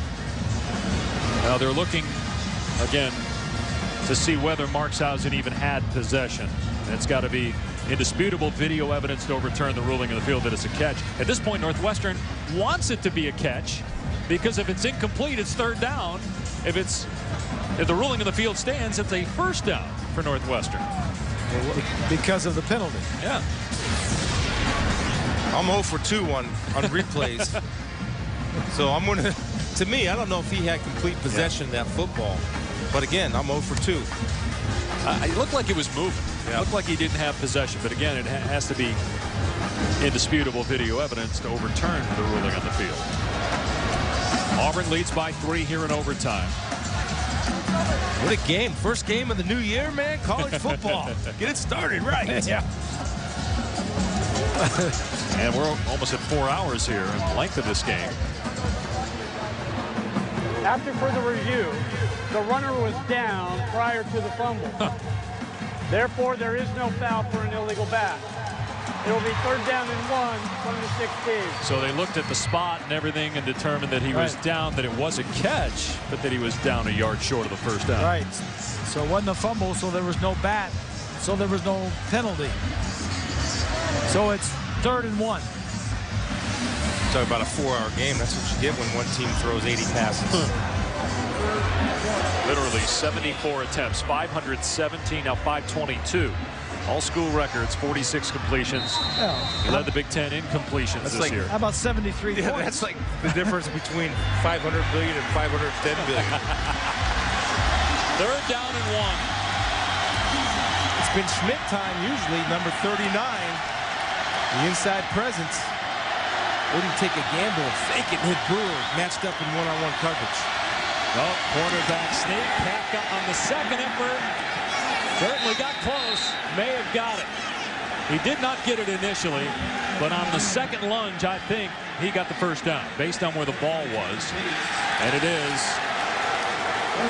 a first down for Northwestern. I'm just impressed with both teams, how they're fighting with a lot of plays. Still in the back of the mind of Pat Fitzgerald is your field goal kicker has been effective. He's had an extra point blocked, and he's missed a field goal to win the game. So, you know, you're not sure that you're going to get a field goal out of that kicker. First down at the Auburn 15. A touchdown to win the game. Here comes a blitz. Kafka in trouble, and he can't get rid of it. They run a fumble. Auburn's got it. Tigers win the game. They may spend some more time looking at this to see if A, Kafka was down, or B, his arm was going forward, but the initial ruling is a fumble. Greg Stevens had a hold of Kafka and an Auburn recovery. Looked like Kafka wanted to get rid of the ball. Ruling on the field is fumble. Previous play is under further review. Well, let's see, first of all, was his knee down? No. Well, I don't know. The knee might have been down. And then B, was his arm going forward? Well, even if it wasn't going forward, the ground cannot cause a fumble. So if the arm was jarred, then he's down. Looks like he's down, right? Look like the elbow's down. That's what I mean. That's the point I'm saying, is that the arm cannot cause a fumble. But his left arm looked down even before that. Looks like he has possession when he hits the ground. You see his left forearm's down even before the ball hits the ground. So he's down. So that's going to be a sack. Well, again, it's got to be indisputable video evidence to overturn the ruling on the field, which is a fumble. That replay officials had a few tough calls today. But look at the left forearm. He looks down. Yeah. Which would put the ball at about doesn't get much 30-yard line, and it makes Demos kick another long field goal. He's already missed 2 today. Right. That is if they indeed overturn the ruling on the field. It doesn't get much more indisputable than that. I mean, he's down. It looks like he's down. What a way to start 2010. After further review, the quarterback was down. The ball will be placed. Check it out. So it's second down at the 31-yard line. That should be where the spot is. But again, if you can't move the ball, you're forcing Demos to kick a long field goal again. They're going to spot it at the 30. Kafka is living on the edge. They win this game. The sack, the near sack by Fairley. They got him on the face mask. We got a two-man bunch right here. Well, let's see what type of route they run off of it. Auburn's in a zone package. Throw it to the left. Yep. Kafka's pass, and there was contact. Thorpe and Stewart, no flag. It is third down at about 24. Yeah, now you work to get your field goal kicker the best possible play. So you want to get a little 10-yard gain. I wouldn't even be surprised if they run that little quarterback draw here to get some type of yardage, to at least give him a chance.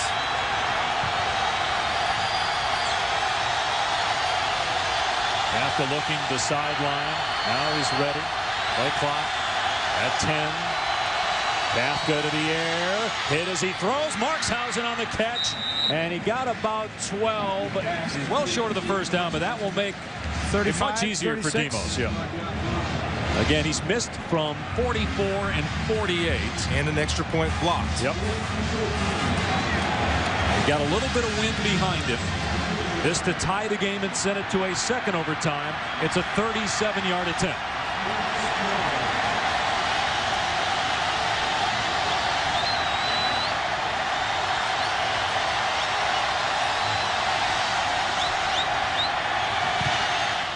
Demos kick is no good. Auburn wins. The flag. They got a flag down there. They're going to get him. Penalty flag thrown at the kicker. 26-yard line. If it is roughing, even though it's 4th and 14, so if it's roughing, it's a first down. Roughing the kicker, number 46 of the defense. Roughing the referee. Penalty being forced half the distance to the goal. First down. How about this? I've said Auburn's won the game twice. Yes. Yet Northwestern still has the ball with a chance to win. They'll get a fresh set of downs. Oh. Wow, is that... It easily just called that running into the kicker, which had been a 5-yard penalty. No, that's roughing. That's roughing. A guy on one leg, and you hit him like that? Well, you didn't see him. I don't care if you didn't see him. Usually you only have one corner rusher.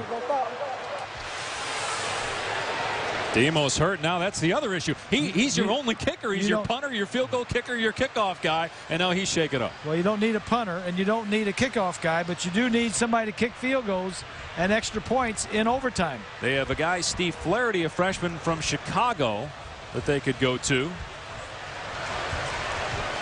And Brandon Williams is another guy that they could try, and it looks like Williams, who's not even on the depth chart, not even on the flip card that we get here at the Outback Bowl, would be the guy if Demos can't kick. But meanwhile, it's a first down and goal, and Northwestern can obviously win the game with a touchdown. Yeah. Anytime you have a kicker that's on one leg, he is protected by that official. You got to stay away from him. The field goal, incidentally, hit the goalpost. When you come around that edge and you're trying to block that ball, you got to make sure that you don't run into that kicker. So Northwestern with a fresh set of downs from the 9-yard line. A touchdown would win the game. Yes. For Northwestern. Yes. Where we said Auburn's won it twice. Yes. Kafka has it complete to Markshausen. Thorpe on the stop. I know Cats normally had 9 lives. Northwestern's had about 400 in this game. They've been down 14 points on 2 different occasions in this game. Come back, and here we are in overtime. They ruled that an incompletion. They said Markshausen did not complete the catch, so it's 2nd and goal. Well, I would come back to that play because he had Brewer open in the corner of the end zone. And that was off that bunch look. And they're going to go to it to this side, up to the left. They're all tight formation over there. Play clock is down to 5.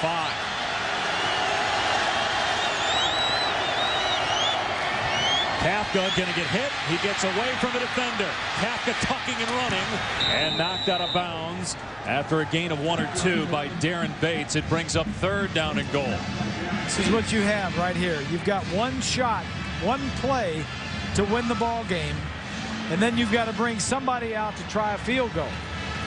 Steve Flaherty has been warming up for Northwestern. As you see Demos there in the background, still hobbling. 3rd and goal from the 7.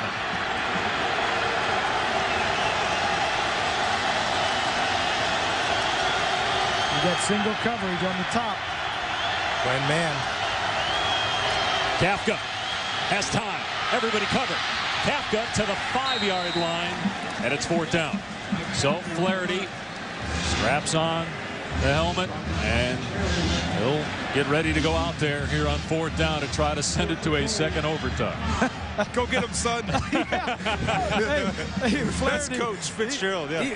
They've been up in Chicago, up in Northwestern. They're coming down to Tampa for a week. I don't have to do anything. I'm just going to. And it's a fake. And to the 2 now. Ball comes out. Auburn wins. How about that decision to go for the fake guys on a short field goal? Wow. Agree or disagree? Well, I don't know what you have in Flaherty. I really don't. So it's hard for me to say. I don't know. But I know this. Hey, they lived this way the whole season. They gambled the whole time. They probably like that play as much as they like that 2-point play down here that tied it up. And it would have been about a 22-yard field goal. The direct snap to Dan Persa. No, it wasn't Persa. It was Markshausen, and Auburn was not fooled. Great job by Auburn of running and hustling. Nico Thorpe with a game-saving tackle. Carter stretching it out, number 45. Great job of Carter and Nico Thorpe defeating their blocks and saving the day for the Tiger defense and the Tiger team. No flags. It's the third, no review. Yeah, it's the third time. They're running out on the field for the third time. Guys are saying we can finally throw our helmets as high into the air as we want because we don't have to put them back on. The reaction from Northwestern coach Pat Fitzgerald with the gamble here in the bowl game on 4th down. It doesn't pay off. Let's check in with Rob. Well, Coach, it's official. You can celebrate this victory now. You and I have been talking right now. The craziest thing you've ever seen, craziest game? Oh, no! Why you got to drag me in with that, man? I'll take it every time after that one right there, Rob. Hey, I didn't know what to do. Everything was going back and forth. I thought we won it twice, lost it twice. I wasn't sure what went. But, hey, man, our guys kept fighting. Some way we found a way to win it at the end. Did you think something was up on that fake to conclude the game? Well, we did. We were kind of motioning out there. Obviously, with a new kicker in the game, they didn't feel good about it. So we're kind of ready for something. Our guys are really smart. You can see them pointing it out right there, and they made a good play at the end. How many times did you think you won this game? Maybe 2 or 3, Rob. I lost count of them some way. We could not make this win easy. We somehow made it hard, but I'm so blessed. I'm so happy for our fans and our kids and War Eagle. Happy New Year. Thanks, Thank Coach. you, Rob. You too. How about a 4-hour game, guys, to start the new year? Loved every minute of it. Auburn 38, Northwestern 35 in overtime. West Virginia and Purdue underway. You'll see that game up next here on ESPN. It's been a great year for our crew. Chris Spielman, Bob Greasy, Rob Stone, our producer Bart Fox, director Kelly Atkinson, and our wonderful crew. I'm Dave Pash. This has been a presentation of ESPN, the worldwide leader in sports. The Auburn Tigers are the 2009 Outback Bowl champs. Now let's finally go to Dave O'Brien in West Lafayette.